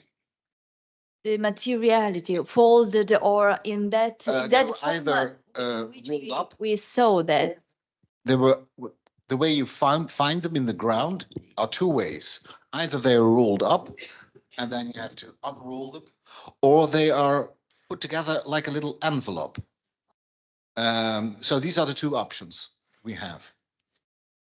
I thought another point is we do not know everything about this whole writing culture. For instance, we do not exactly know how they were transmitted from one person to another person. Who were these people? There was no postal system. So there was no, you cannot put your letter in the postal box and then it will arrive somewhere 800 kilometers further on. So they probably were carried with relatives or friends to the recipient of the text. And perhaps these people carried more than one text at the same time to several other people, recipients in another town. So yeah, these things. Again to yours, I'm sorry. You think they wrote on barks just because it was available or easy to reach, or there is another meaning in this choice? For example, because it's a living material. There was, well, you had birches are abundantly available in Russia, yeah, of course. So well, you can either tear off a piece of bark, or you can simply pick one up that is in the woods, and then you use the inner layer. You start writing on the inner layer, which is softer and smoother, and then sometimes when it's getting too long, then you use you finish on the outer layer. But we've never found. Yes, we have found one example with several letters, a long text consisting of several birch barks. Yeah, this we call a birch bark book. There's only one birch bark book. What else? What is important also to notice is that birch bark, the writing material, functions like carbon paper. So you make your own carbon copy, because birch bark consists of thin layers. Very thin layers. You have to pick out a good piece of birch bark. Not every bark is good enough, but then you see that it consists of thin layers. And there are examples where it's like a palimpsest, actually. We see the underlayer where also something was written on, and then it's torn off. So you can also keep your own copy of your text and send the upper layer you send to the recipient, and the other text you keep. So it's a wonderful world. So I would like to try now. I'm going to look for a birch to try to write in bars. Oh, it's very easy. It's very easy. And it really works. The shape of the letters is different, of course. You cannot make a round with the stylus. So you have to do two different ways. You have to write down the letter O, for instance. You're wrong. There is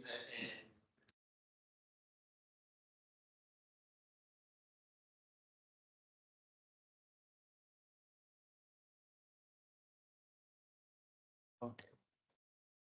I have a question on birch bark. So before you mentioned graffiti that were found in Western Europe, such as France or close by. Were you speaking about birch bark found in Western Europe, or is there any example that we know of? Yes, that's a good question. There are a few examples found in Denmark, in Scandinavia, Sweden, Finland.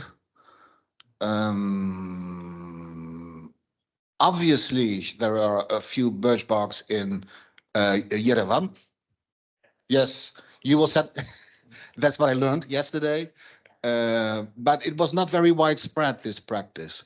We don't know how far it stretched along the East Slavic world because, well, what I already said this morning, if the ground is not good enough, they perish and you will never find them.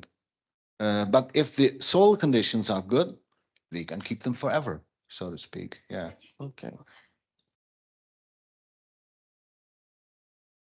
Yes, yes. I have no clue. Someone must have come up at a certain point in time, approximately 1025, to, hey, let's use birch bark, because parchment is far too expensive. And it is ephemeral, it's private, it's ephemeral. Why would we use parchment for that? And paper was still not around, so not in this part of the world.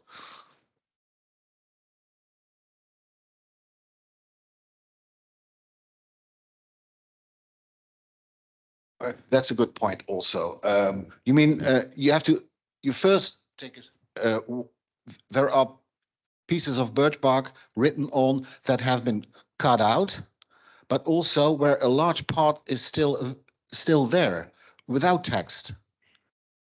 And sometimes on one end there's one birch bark, famous one for 497.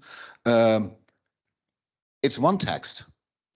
But if you read carefully, the text is incomprehensible if you do not understand that the last 3 lines of the total of 10 lines, that the last 3 lines are the answer of the recipient to the first part. And then you think, is this written in the same hand? Yes, this is written in the same hand. So there's only one conclusion. Who wrote this letter? The carrier of the letter. The postman wrote your letter, so to speak. We first, and then, but if you do not understand that you have a question and an answer, then the whole text does not make any sense. No, my question was really about the harvesting, because at least the birches I see in my neck of the woods have the bark that comes out. Yeah. And that bark already looks like parchment, but it's very thin. So my first question was, did people first have the idea that you could use it for that because the tree naturally has that, or the bark they used for your text, was it actually harvested and not just, borrowed from, what comes out of it? You see what I mean? Yes, yes, but there are several types of birches, and the birches that grow in the upper northern parts of Russia are not the same birches that, at least in our country, in the Netherlands, grow. They are very different. So and I'm not a specialist in that. It's a kind of harvested. I don't think they were harvested. So I think that it's time to go to lunch and the closing remarks after this afternoon. Thank you. Thank you to all.